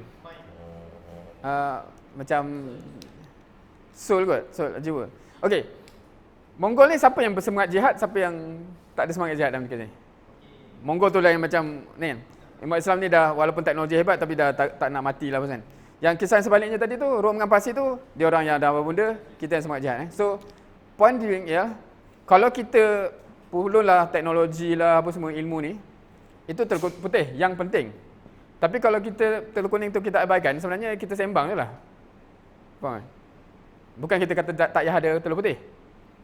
Tapi dia support telur kuning. Kalau kita tak bina telur kuning, telur putih tu dia tak ada jadi apa-apa. Right. Seterusnya. Kalau korang tengok sejarah, tinggal 4 minit Fasa Mekah, Fasa Madinah, apa beza dia kita cakap tadi? Perasan tak dakwah Fasa Mekah tak ada perang. Dakwah Fasa Madinah perang. Dan sampai lepas tu kalau Khalifah Rasyidin perang lah. Dan tu sampai satu fasa, ada fasa tamadun ilmu. Betul tak? Kenapa susunan dia macam tu?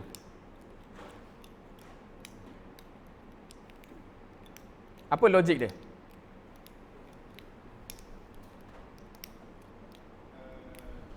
Nak tunjuk tingkatan pembinaan kenegaraan. Okey. Pertama dengan starting dengan awareness. Okey. Lepas tu execution, practicality dalam Madinah. Tamadun ni we become better. Okey. Kalau nak buat contoh macam ni Okey. Okey, satu lagi tu ilmu fiqh, ilmu hadis, ilmu sains tu faham tak? Sebab kalau kau cari contohnya Imam Syafi'i, Imam Hanafi punya tahun dia awal. Lepas tu Imam Bukhari, Muslim dia lepas tu sikit. Lepas tu Ibn Sina semua tu lepas tu. Kenapa jadi gitu? Adakah universiti bidang tu baru buka ke? Fokus umat waktu tu. Respon pada situasi dan yang apa yang kita perlu waktu tu. Betul. Dia ikut keperluan. So paling awal timbul keperluan ialah Islam berkembang, macam mana orang nak praktis Islam ni? So ilmu fiqh. Lepas tu bila ilmu fiqh apa yang baru dia notice, bukan baru notice tapi macam critical hadis ni kena dinilai kan. So ilmu tu yang penting. Ilmu sains ni datang kemudian. Bila semua benda-benda tu dah settle, dia jadi macam tahsiniat. Faham? Itulah. Dan jugalah macam mana nak tengok kiblat apa semua. Now, kalau macam tu,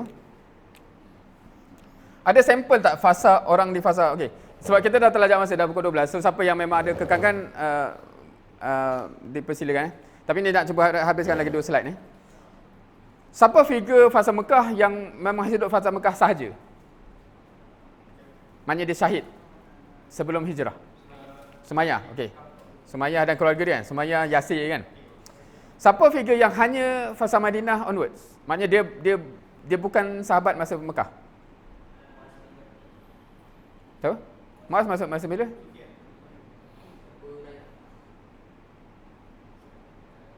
Abu Hurairah masuk masa Madinah? Hamzah Mekah. Khalid. Siapa figure kat sini kata-kata Syafi'i Imam Syafi'i. Now, setuju tak kalau kita kata kenapa dia ni tak berperang ke apa? Sebab itulah dakwah kita tu.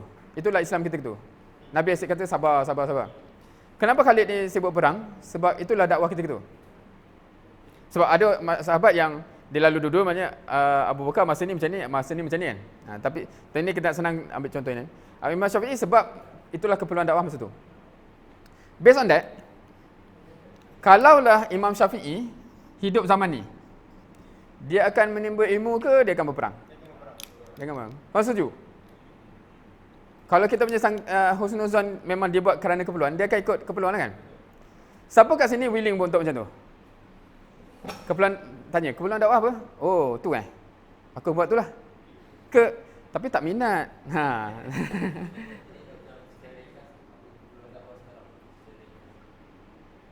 Oh, ni nak tanya sekarang. Tak apa, ni tak habis formula ke? Kita kena formula dulu. So, based on this, formula ikut kuliah, dia dakwah ni ada fasanya, dan orang yang ikhlas tu dia akan pulun ikut fasanya. Dia ikut fasanya. Dan kat situ yang nanti akan datang soalan lah. So sekarang ni apa keperluan dia kan? Cumanya, yang tu kena daurah lain lah pula kan? Sebab, ni soalan dia kita tergantung di sini. Kalau kita dah mood macam tu, so apa keperluan kita sekarang? Cumanya, perbincangan tu, dia akan masuk bagi orang yang memang dah masuk mood tu lah. Sebab kalau tak, dia akan jadi teori lah. Sekarang ni kita kena ni, yelah. Dia,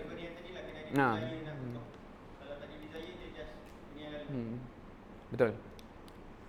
So, hari ni untuk khulasah sini, supaya macam antum hadamkan semua-semua benda ni, if you become that person yang macam jadi passionate, aku betul nak faham apa keperluan dakwah sekarang.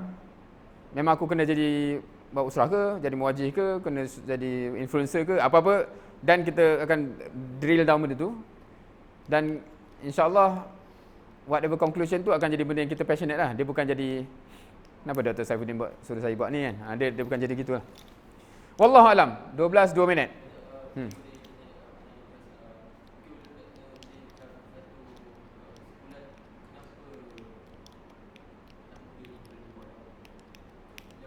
Kenapa anak muda ni dah? Kenapa tanya macam tu? Kena tunggu.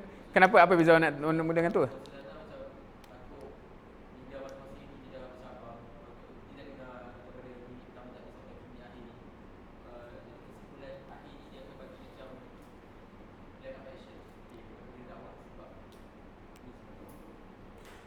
Soalan kenapa kena dakwah?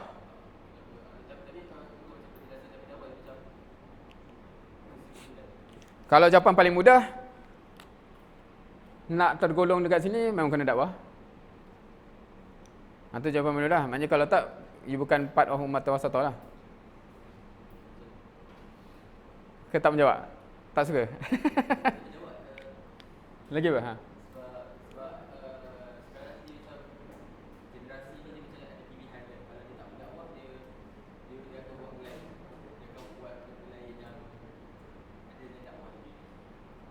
Itu bukan generasi ni je, sepanjang sejarah manusia sentiasa ada pilihan. Cumanya dia jadi macam kita pilih apa, kita dapat apa lah. You tak berdakwah, you tak dapat lah apa-apa yang Allah cakap ni. Apa yang Allah berjanji, anda tak boleh janji apa.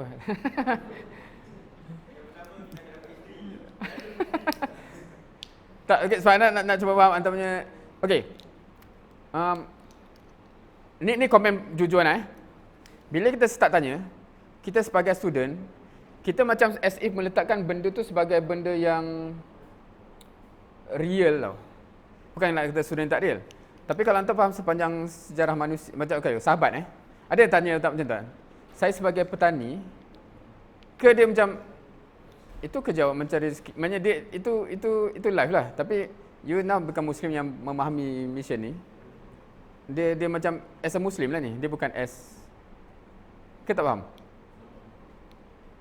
Maknanya kita dah sekulerasikan hidup kita. Macam kalau hidup dunia. Okey. Kalau cakap Muslim, semua cakap da'i dulu. Antum ni Muslim yang tengah study ke? Student yang tengah Islam?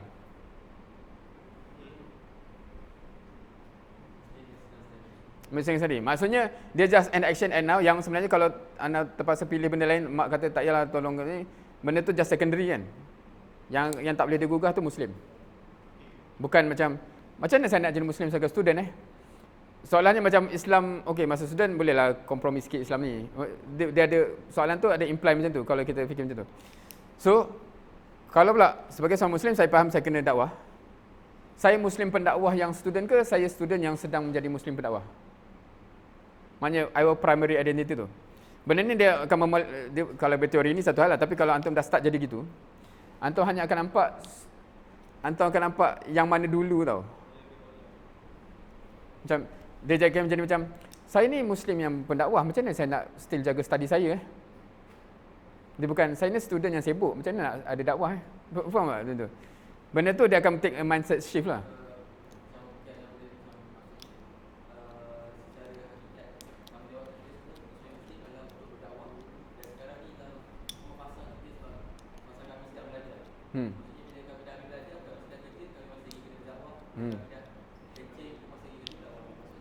Okey.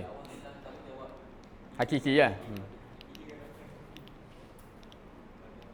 Siapa yang rasa dakwah masa student ni struggle, insya-Allah masa kerja lagi struggle.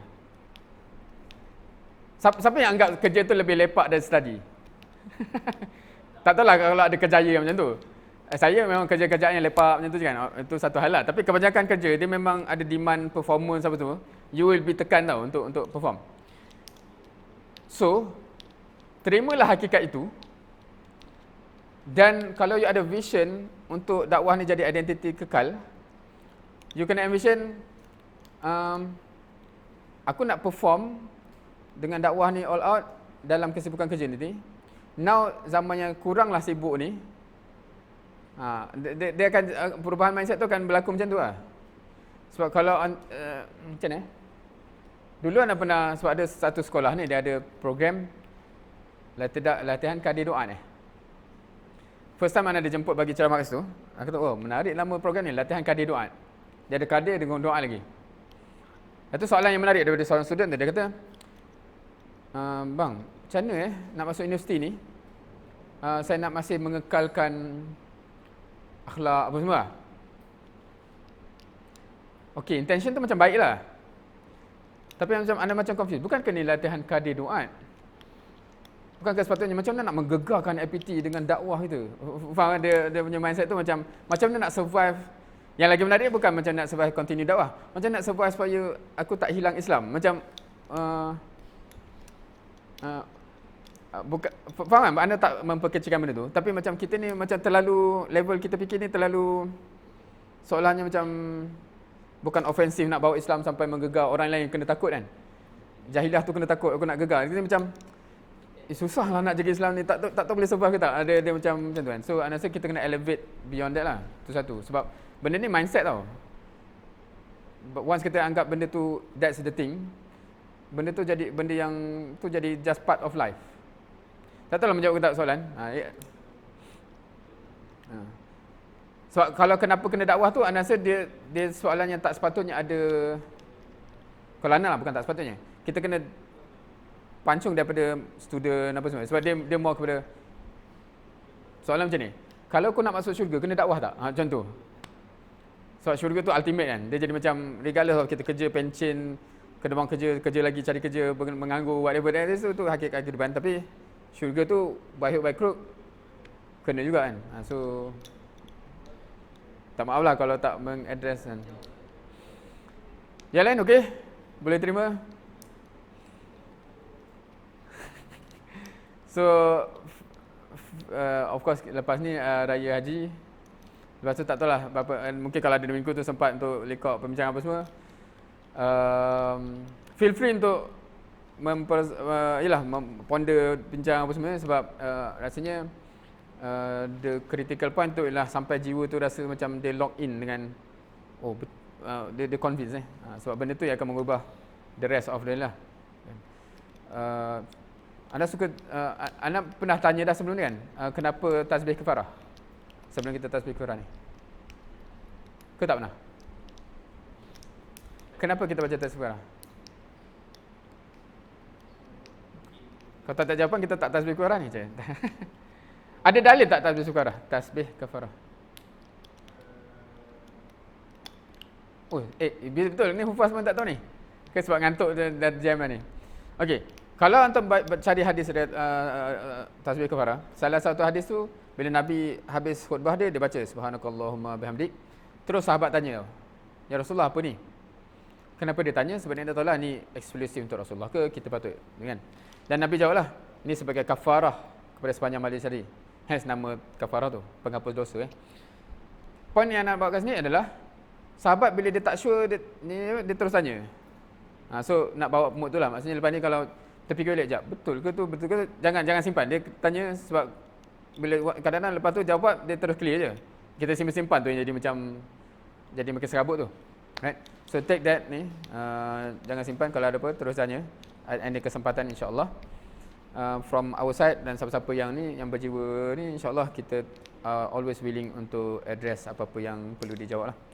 So, minta maaf dah terlajak 10 minit daripada jadual. Nanti ada nak gambar ke apa sebelum ni, walaupun muka gantuk-gantuk, tapi tak apalah. InsyaAllah, inilah mujahadah kita dengan ngantuknya kan. Di waktu orang dah bercuti pula tu. Kita doakan sister-sister kita juga dimudahkan hidup dan sebagainya, insyaAllah.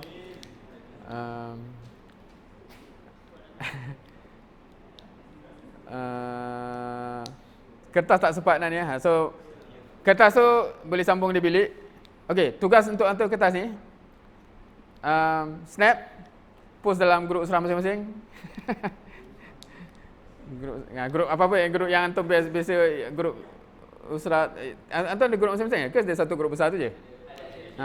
So postlah di situ sebagai kenangan, untuk boleh jadi pencetus cerita, bukan nak menganjing apa, tapi maknanya whatever yang mencetus perbincangan seterusnya lah, insyaAllah. So itu just tugasan.